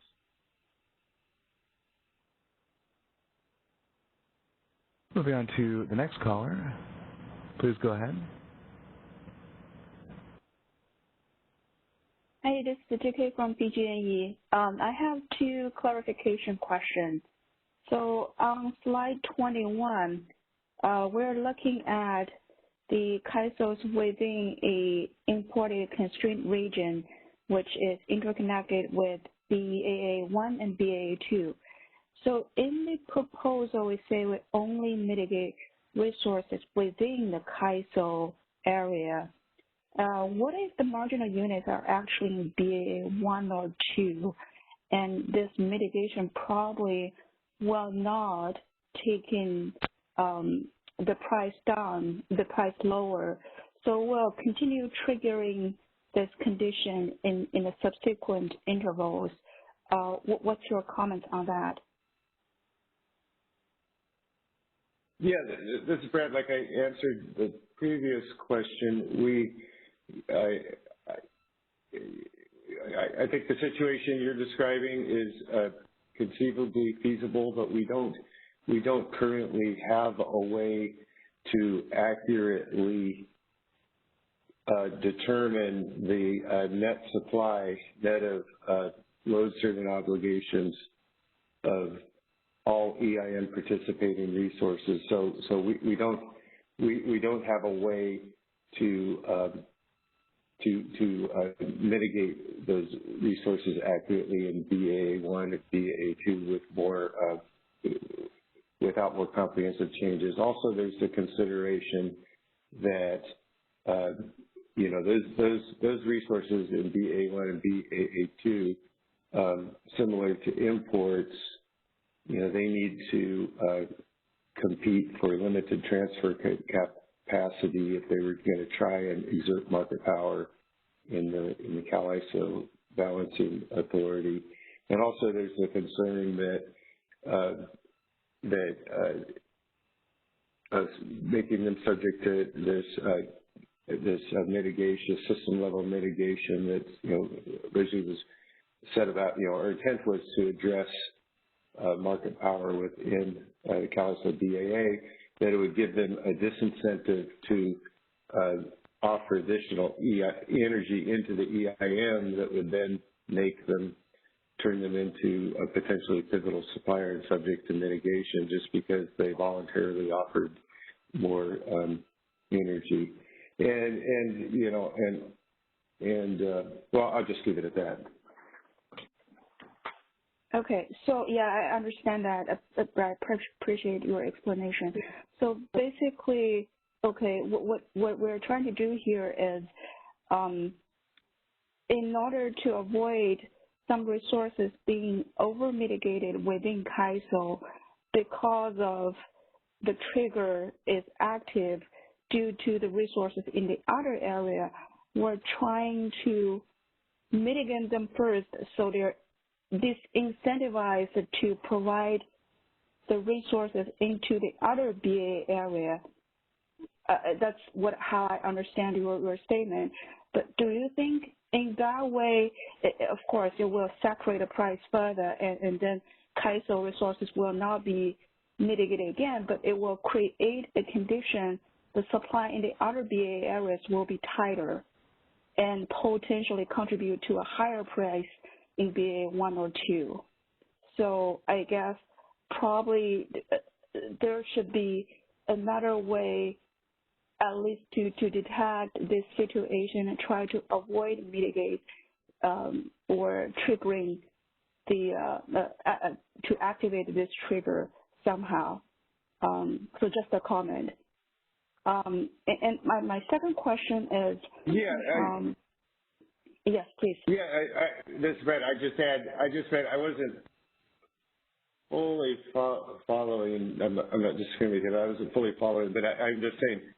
The point is you know, the intent of this initiative was not to expand mitigation in EIM. We have intent in the EDM to relook at EIM mitigation, but you know, we got to keep in mind that the focus of this initiative was to address market power within the CalISO BAA.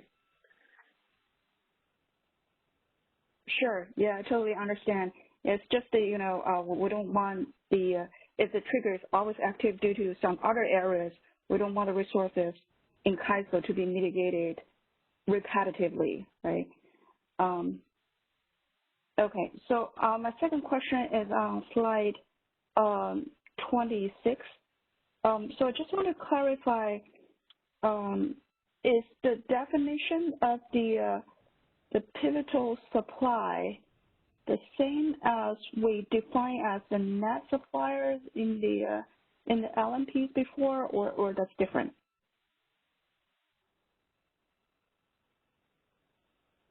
I'm actually, yeah, it's the same as net supply. I'm not sure you said referred to something before. I couldn't hear you, but yeah, the intent is to look at their net supply. You know, their supply and okay. their load. Yeah. Okay, so yeah, because the net supplier, according to what I remember, is settled like quarterly, and we define a net supplier. Or here it's actually more frequently check on for if they are net supplier or not. Right. Right. Yeah, because you know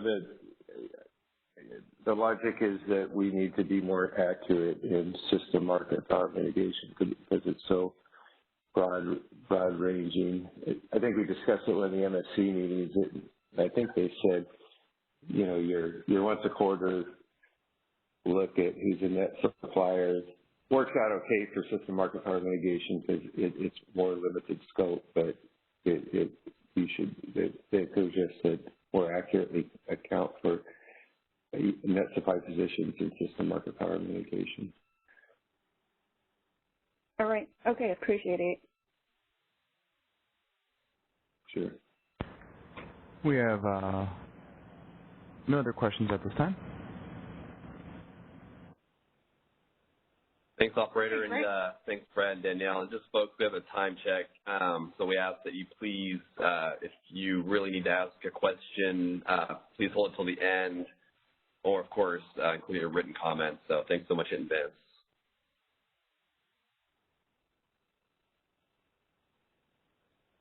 All right, so let's move on to the last piece of the proposal, which is the competitive locational marginal price, or the competitive LMP. So if we move to the next slide,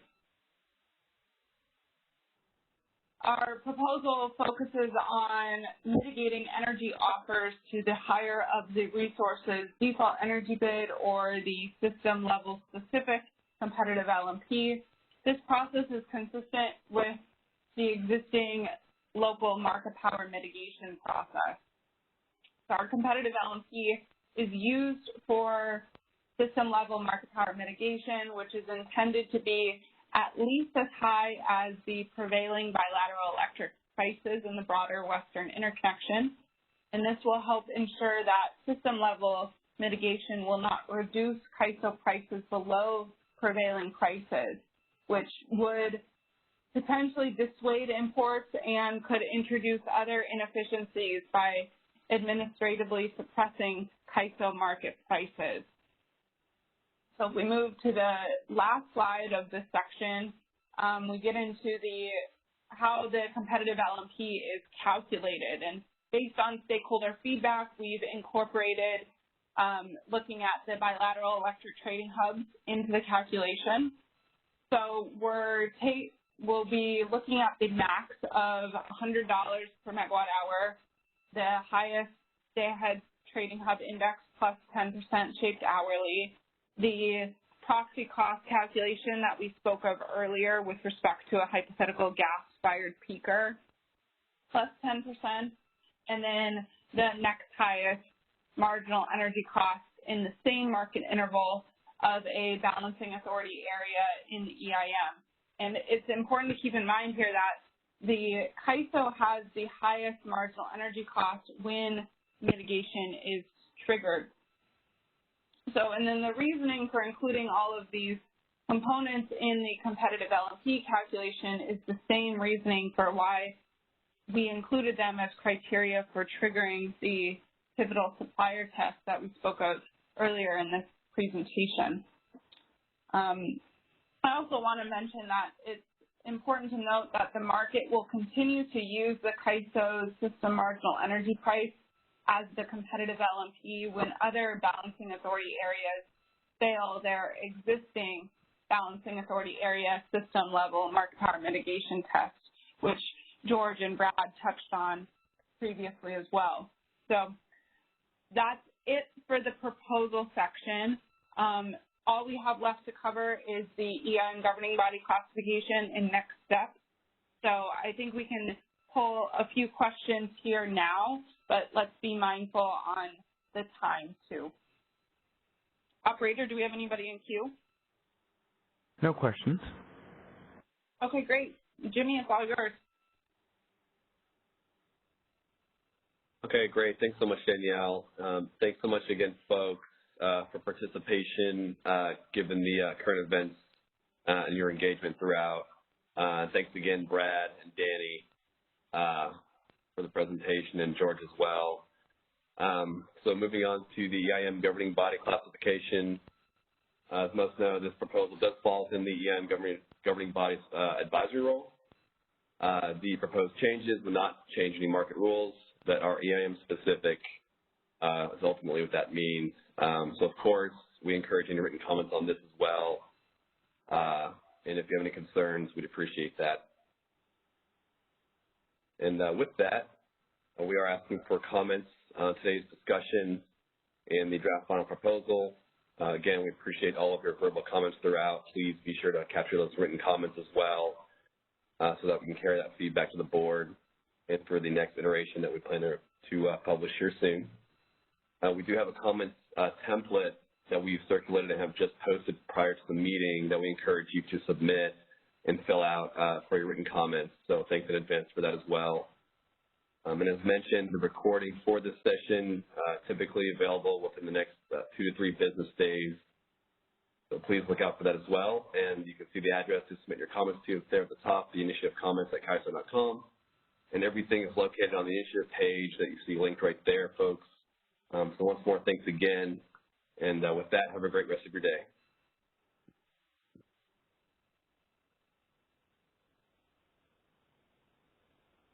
And that concludes our conference. Thank you for using AT&T Event Conferencing Enhanced. You may now disconnect.